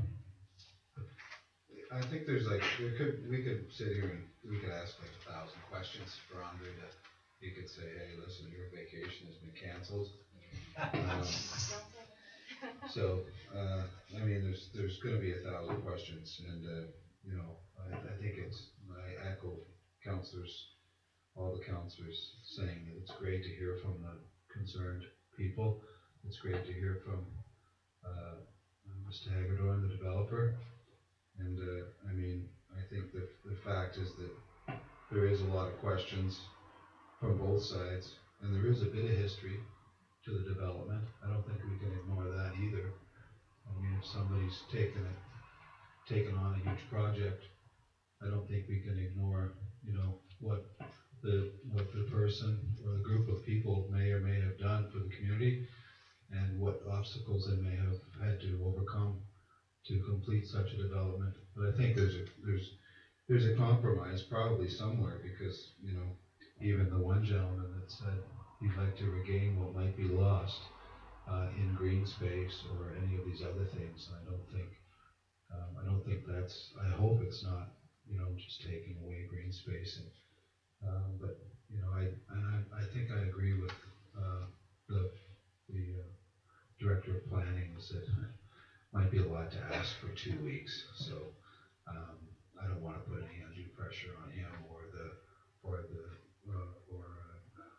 the engineer. So I don't know if we should just kind of hopefully put everything we have or questions that we might have, and then hopefully maybe come back to council for September. That's at least for, you know, instead of rushing it and maybe having something not answered, or maybe having not getting all the facts and not being satisfactory with the decision that we have to make. I think there's no point in rushing it. We should hear from all sides and aspects, and be comfortable with what we hear and make a proper decision. So I would have to agree with the director of plan. So Selena, I'm assuming that transcripts of the submissions tonight are going to be made available to council. You currently I'm talking about the oral ones. Yes, the highlights of those will be included that you will be provided. Okay. So is the preference here to have this referred to the first council meeting in September then? Councillor Long, you want to move that? Okay. Second. Councillor Sanjanko. All in favor? Opposed? Carried. Councillor White opposed. So just to be clear, we're not going to deal with that this evening. It'll be the first council meeting in September. Council cannot, to emphasize, cannot receive any further submissions from any members of the public. So if you send any emails, we're going to delete them. Just send, you know, you can send them to our staff. That's a different story, but not to council, and no phone calls to council on this topic either between now and the first meeting in September. Okay, so for those who want to, if that's all you're here for and want to leave, this is a good time to do it. Otherwise, we're going to continue on with the council agenda. Thank you for taking the time to join us this evening.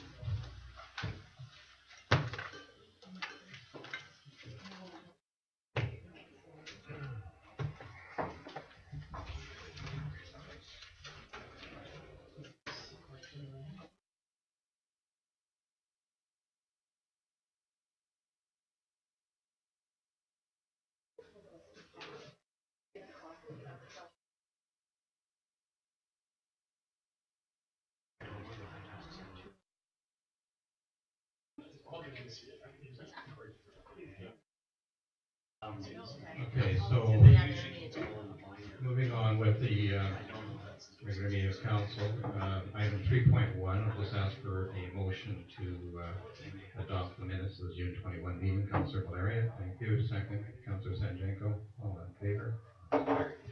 We have one delegation this evening, Ms. Petrov. Before you sit down, come on back. It's very hot.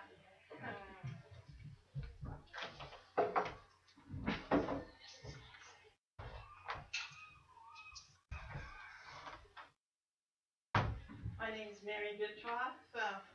I'm at 5082 Chapman Road in Seashell.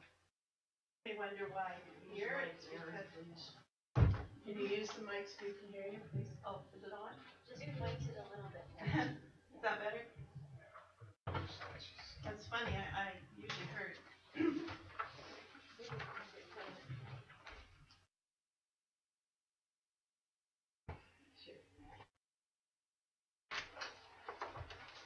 Thank you for this opportunity. I represent a lot of people that are very concerned about the change in zoning of the Gibsons United Church property. Reverend Terry Scallon in 2006 quoted Eckhart Tolle. He says, if your destination or the steps you are going to take in the future take up so much of your attention that they become more important to you than the step you are taking right now, then you completely miss the journey's real inner purpose. When I was in Delta on the school board, I was on the planning commission that we had jointly with the school board.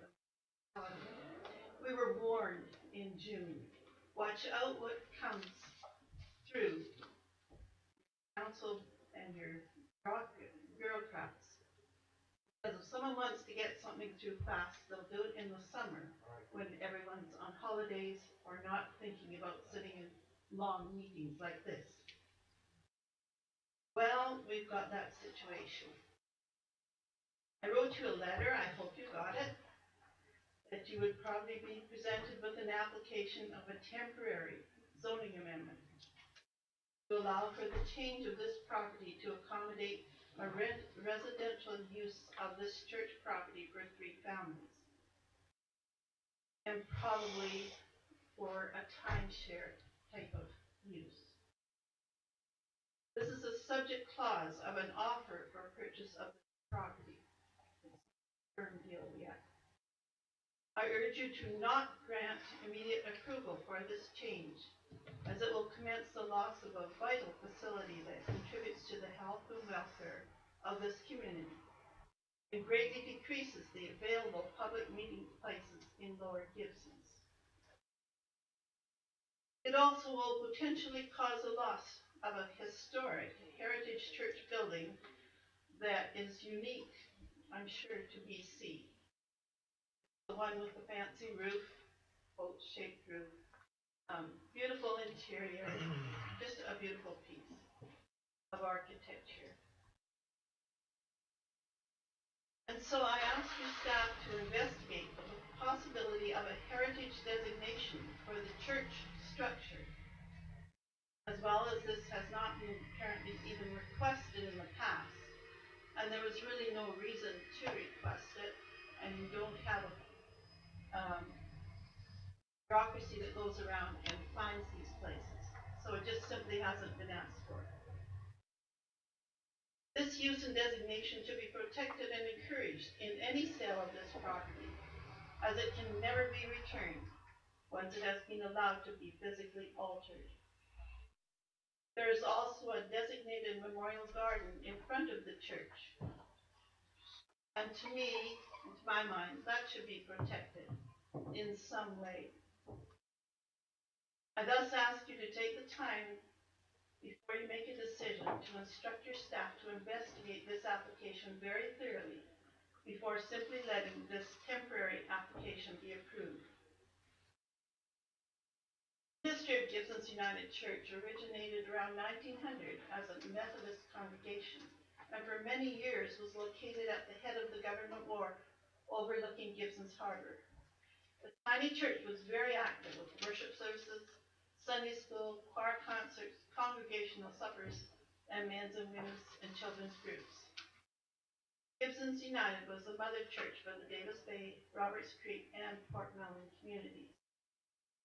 In 1956, a small core group of church members decided it was time to build a larger church to support the expanding community. They purchased the present site and with financial assistance were able to undertake the building of the shells of both the sanctuary and the Christian Education Center. First service in the unfinished sanctuary was held on the 6th of July, 1961. The church became self-supporting in 1975 and was debt-free by 1978 till the present time. What can council do? This is what we ask. Number 1, extend the deadline for consideration of a temporary residential use to September 30th for time to thoroughly research both the present and future zoning and to assess the public interest in zoning. Number 2, ask staff to assess the heritage designation for the church since it is such a unique part of Gibsons. Number 3, mentioned in your staff report, residents of Marina Place that back onto Gibsons United property, that is their fire escape exit. If anything were to take place in the or other necessity to get out. This has been assumed and apparently not registered. And I think it's very important that that concern be thoroughly investigated. And because it has been an assumed use for a long time, I believe that it becomes a part of the history and the registered interest of any new property owner. Number 4, clarify the actual intent of the purchasers. They're asking for a temporary use permit for a residential use. For how many families? Is it 1? Is it 3? Are they going to be using it for timeshare, which would highly impact the neighbors? I think this has to be thoroughly investigated, and what council can control and cannot control. If you give it temporary residential zoning, how many can live there and what can their use be? Number 5, notify local community groups that are needing public assembly space. Staff report says there's Dougal Hall, there's Harmony Hall, and there's a potential of space in the new public market. But this has been almost full-time use of the hall, and space like that is hard to find for groups. So many groups use it now, Girl Guides, dance groups, Alcoholics Anonymous, goes on and on. Finally, we are gathering signatures on a petition to save this space for public assembly. We are not here to prevent a sale of the church, but to ensure that a purchaser will come forth who will respect its present zoning, any possible uses in this public assembly zone. Thank you so much.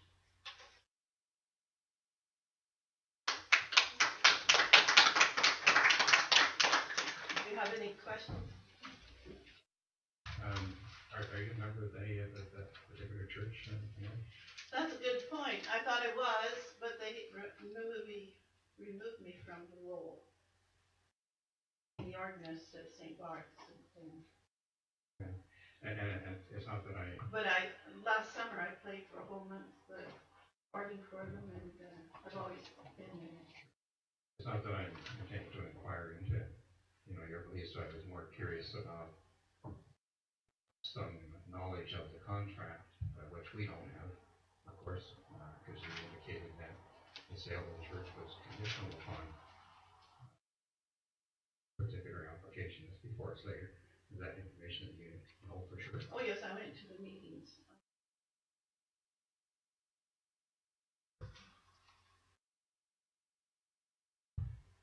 And further to that, have the listing for the church. And one of my past work was being a realtor.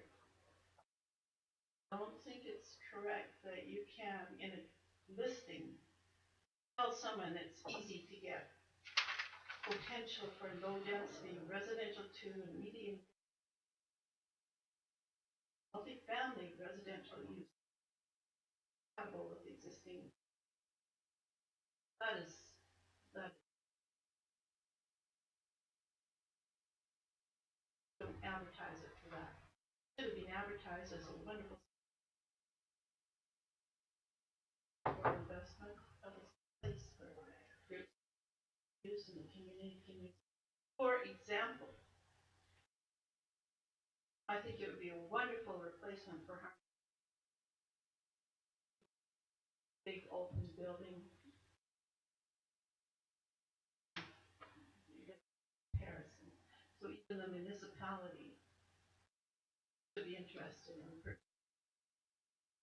in selling Harmony Hall. That's my personal opinion. As I say, we're not, we don't want to stop Gibsons United from selling if they need to, and I guess they do. But we do think that this is such a valuable, historic public use assembly.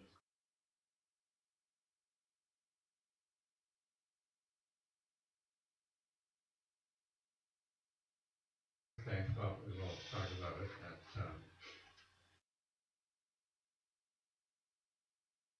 several of the churches within the town are having financial difficulties and trying to find solutions because the congregations are not have the capacity to keep them at the level of their own.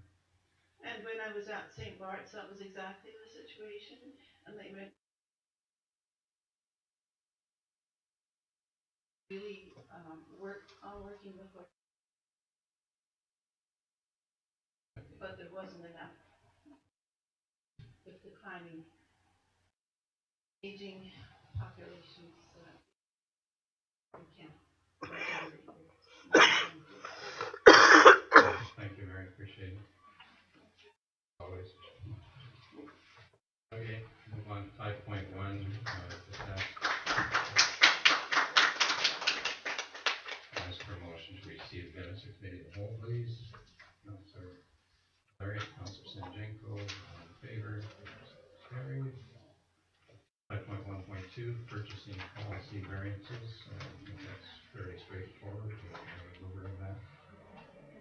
Councilor White, thank you. Second, Councilor Larry, any discussion there?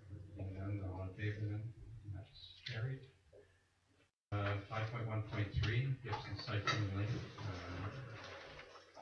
Motion for staff to gather input on the possible elimination of on-street parking on Shaw Road. Councilor Lumley moves that. Second, Councilor Larry. Any further discussion on that? All in favor? Opposed? No. Right, you opposed to this? Oh, sorry. Did you want to go to the question? I have Okay, if that's okay, sure. I mean, I'm reading the wording of the motion, obviously. But my interpretation from our community intent is creating two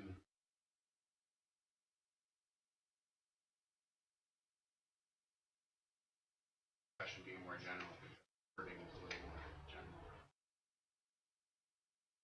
We're clear on our interpretation.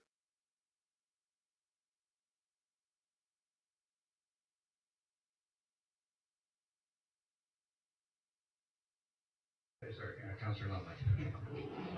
I'd say that was the kind of the final thing. Okay. That's what I agreed, that it was either create bike lanes or not create bike lanes, and that would be room, that parking on the street, right? I believe was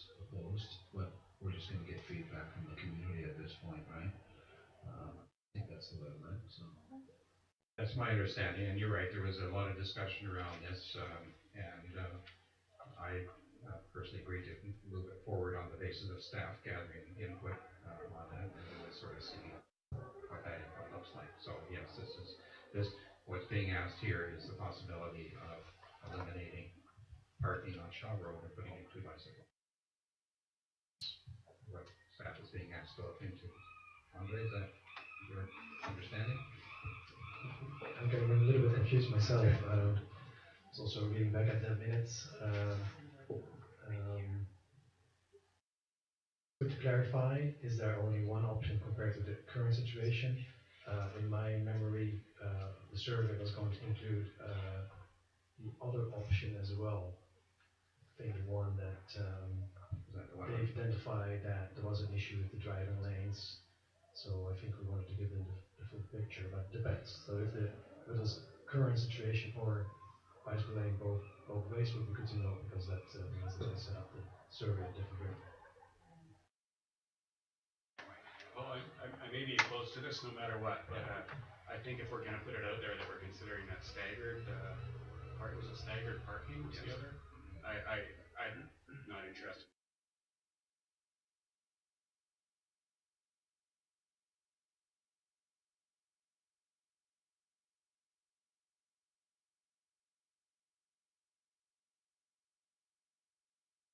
Seconded it because I'm very happy with the wording. My impression was that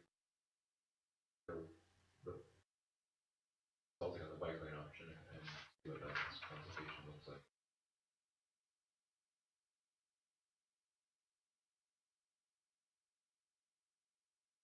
Didn't see an alternative that I.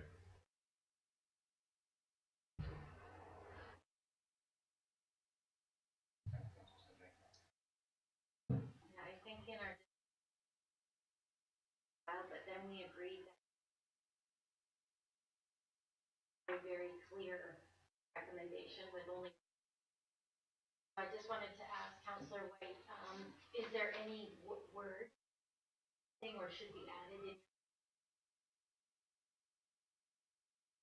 Because I read it and like, would you like to see all on-street parking and cycling lanes? Is that the general, or, because I read it and I thought it kind of lined up with what we discussed, but if you think open to hearing that.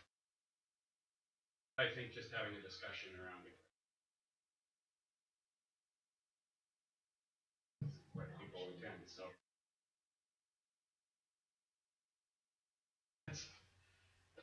So if it's more general, if it's more different alternatives.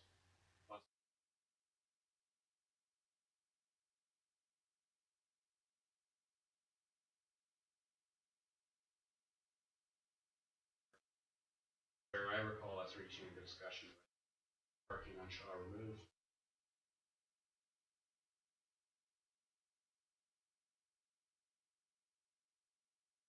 I understand what the board meant. Sure.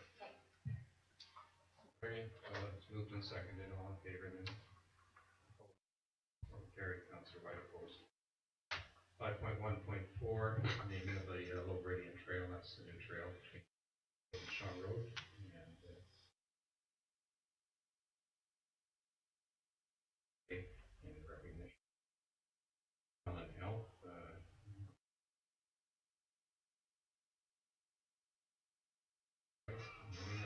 Councillor Dwyer, second.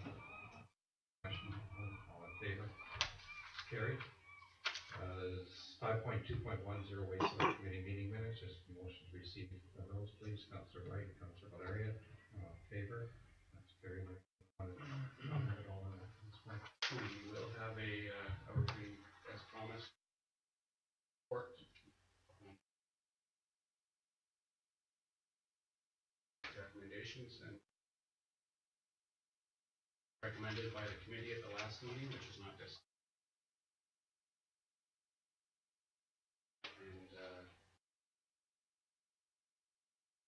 And that meeting is.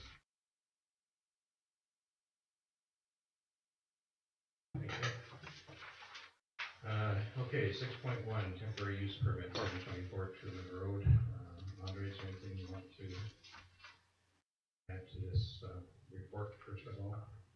Yes, thank you, Mr. Mayor.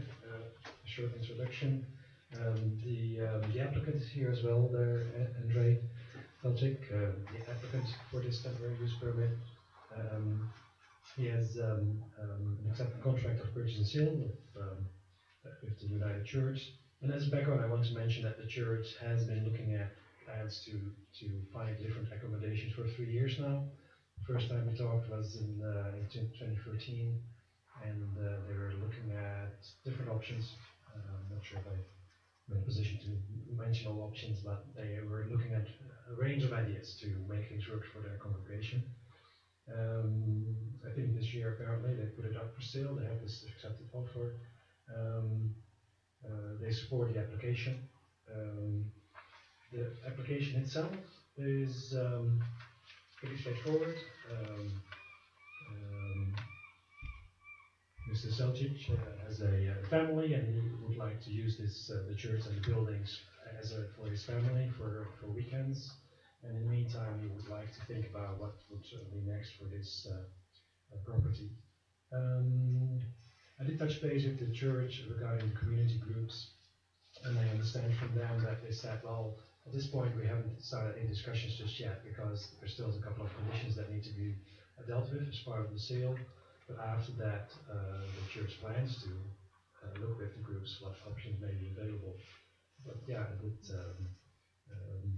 that still needs to be addressed, but that's separate from this particular application.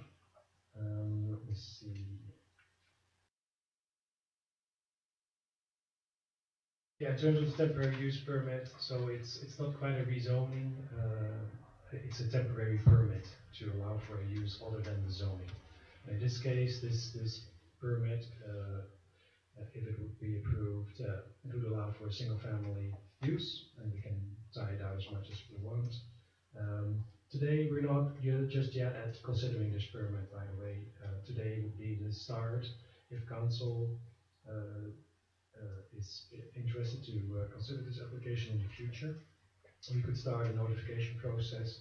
Normally, if we start a notification process, what we would do, and we did send out a preliminary notice actually to owners given the Canada Post strike that's coming up. So last week I decided I would, in writing, inform the owners in the adjacent area.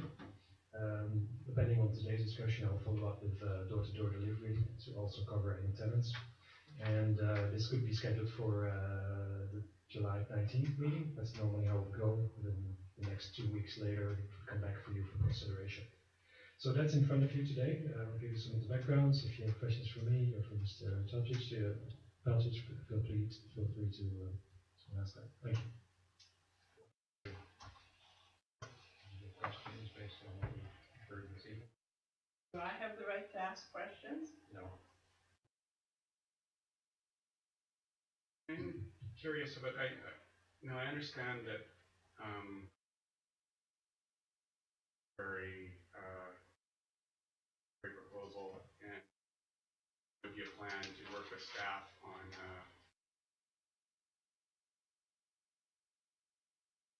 I don't know if we can hear anything more about that. I mean, and I'll say that I'm not up to the idea that this is going to be, and I think that if the church is interested in selling it, and when and if that sale happens, then all the arrangements that have been going on all these years of different communities are no longer necessarily going to happen. There's no way we. So, I am interested in, and I know a lot of other residents are sale in the area, and wondering what will happen there, and residents hope there that we meet our needs in the town for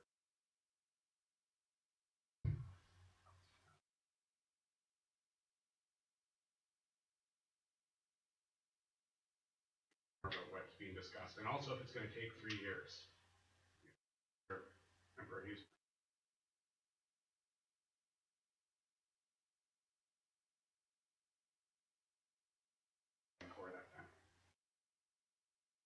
Mr. Mayor, very little discussion about that just yet. The intent is first to use it as for family, and I will maybe Andre has something to add as well. And before we get to that, can I just add from my own perspective that in terms of rezoning, we did have these discussions with the United Church as well. I've been looking at the official community plan map, which is also in front of you. You can see that this whole block, surrounded by Truman, Glassford, Cow Point, and another one that I can't read, sorry. It's been a long night. For the rest, it's low density and medium density residential development, so a mix of single family, townhouses, duplexes. So I've been suggesting that if it needs to be rezoned, that seems to be a logical direction to think of, because then it would be consistent with that block. And because across the street, that's where we get into the low density residential too, in the official community plan, which is a convoluted way of saying single family style. So it can be too much because it is right on the interface between the two types of residential development. Sorry, Andre, maybe you want to add something?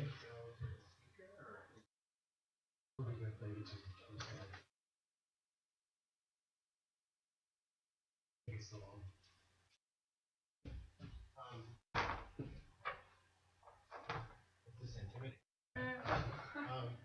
So let me just tell you a little bit about. So my name's Andre. Can you talk into the microphone so we can hear you? Sure. Can you hear me? Yeah. Yeah. So my name's Andre. I have a wife. I have 3 children, and we've been coming to Gibsons for the last 2 years, and we really like the community, and we sort of want to be part of the community, and one way to do it is not to just vote in or bury in for the day, is to buy something. So when we saw the church, we went, wow, this is a great space. It's something really nice. And when we inquired further, we thought that that the city has an interest in rezoning it and doing something else with it. I'll tell you right now, I'm not a developer, but we're definitely interested to work with the city to see what is sort of the best use for the space. In the interim, we'd like to use it. That sort of makes financial sense for us. So that's sort of where we're at. Now, as Andre has said, it sits sort of on a boundary. Like to the north of it is more densely developed space. So to the south of it is single family residential. It right now lays out as 3 lots. So it could become 3 residential lots, or it could become sort of multifamily, like more dense lot. So we're sort of open to it. Our first step would be to hire a sort of local architect to start talking with the city and seeing what makes the most sense to you, and then what makes financial sense to us, right? It has to be, I can't just go build something and lose money, but that's sort of where we're at.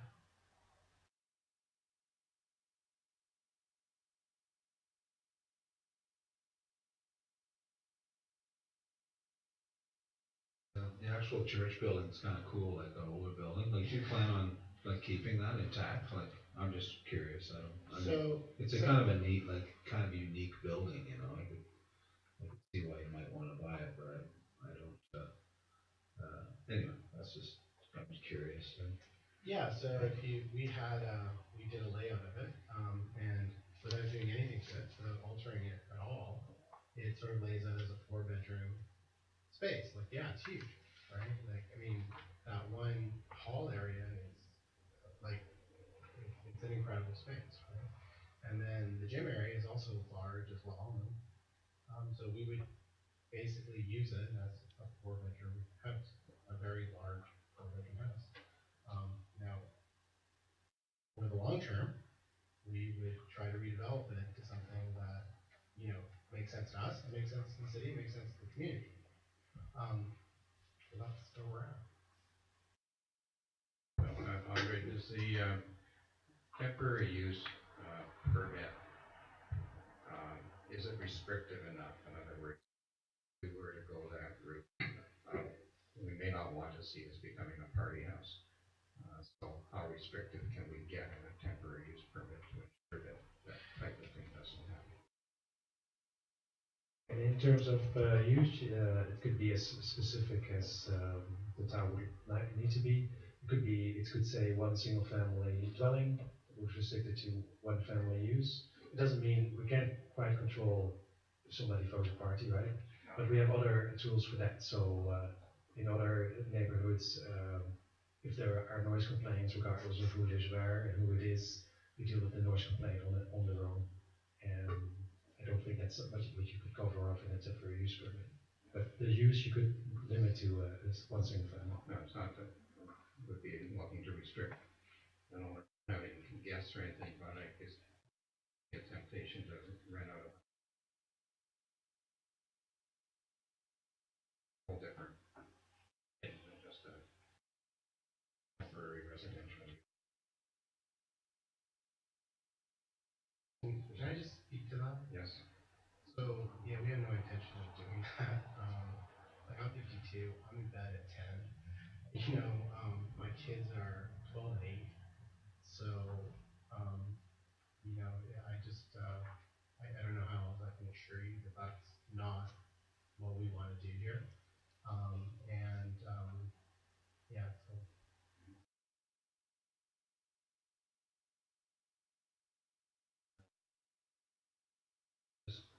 I take the planner's point that we're not granting a temporary permit. I really appreciate the delegation from the drop giving that perspective. Questions about process, I'd like to solicit more perspective, everybody's perspectives, particularly the neighbors, but when notice is published, we may very well hear from a group, and maybe it's a question for the corporate officer, that notice, does it have, I can't recall, request for resident who's not a neighbor can.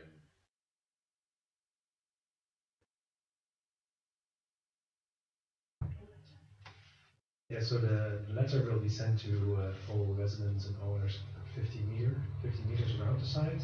And in addition, we have a advertisement in the newspapers 2 weeks in a row. That will be processed to notify the community. And then whoever is available on the days that we identify in the notice, we'll hear from them, or they can send in comments. In this particular case, the comments are directed to the director planner. What would 50 meters encompass in this area? Just looking at the map there. Yeah, so I was looking at the list. It's quite a long list, mainly because next door there is a Strata Corporation with all the owners in there. To the north there is a couple of duplexes, I believe, and then adjacent on the other side of the road, single family. And then on Truman, another, actually that's a quadplex, 4 units, and more single family. So it's an area that's probably between 100 to 150 addresses there, including the strata units.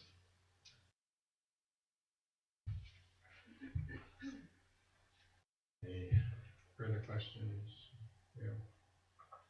Yes, Councillor White. I'll just say, I understand this is just moving the process forward. I'm not particularly excited about that one family and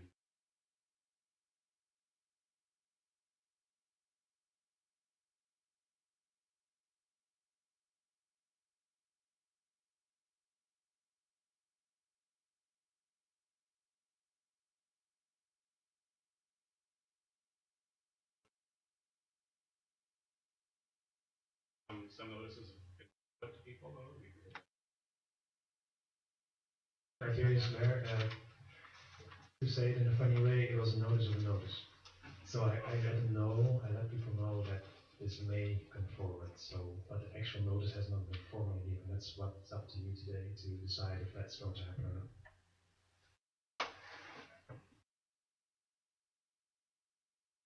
Right. So Councilor Murray, you're prepared to move that? Yes, I'm inclined to explore it further. I mean, it doesn't need to be said, but grant, if we were to listen to grant temporary use permit, it's not really an indication of what. So I mean, I have to point out there's no living there now, so used by many people, but I don't believe.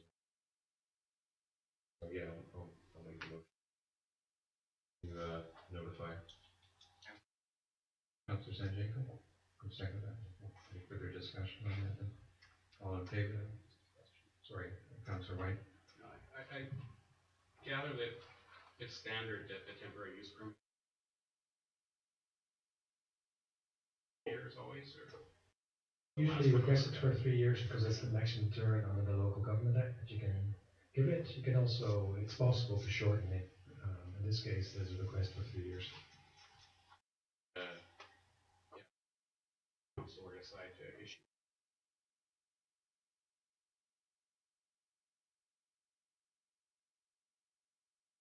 Okay, so it was seconded, and all in favor then? Okay, so that's carried, so we'll take it that next stage then. Thank you. Okay. Councilor reports, Councilor Sanjanko? Councilor White? No. Councilor Valeria? Nothing from me, sorry. Councilor Nunley? The only thing I'll just mention is Gibsons Public Art Gallery opened this exhibition of Squamish art and culture last week, and I encourage anybody who has an opportunity to go and see that. And a number of members of the Squamish Council were here for that opening. Thanks our park staff for organizing the Canada Day events here, and council for serving the cake. And this afternoon, a number of members of council were able to greet the Lieutenant Governor, who was here today visiting Gibson's Recycling Depot. So she was there for almost a couple of hours, so that was great, and she's always welcome here. Okay, 3 items of correspondence. Just ask for a motion to receive those, please. Councilor Sanjanko, Councilor Valeria, all in favor? Anything arising out of that for anybody? Doesn't look like it. 7.1 has been dealt with. Any inquiries? Okay, we got rid of everybody. Not everyone. Motion adjourned. Councilor White, Councilor Nunley, all in favor? That's carried.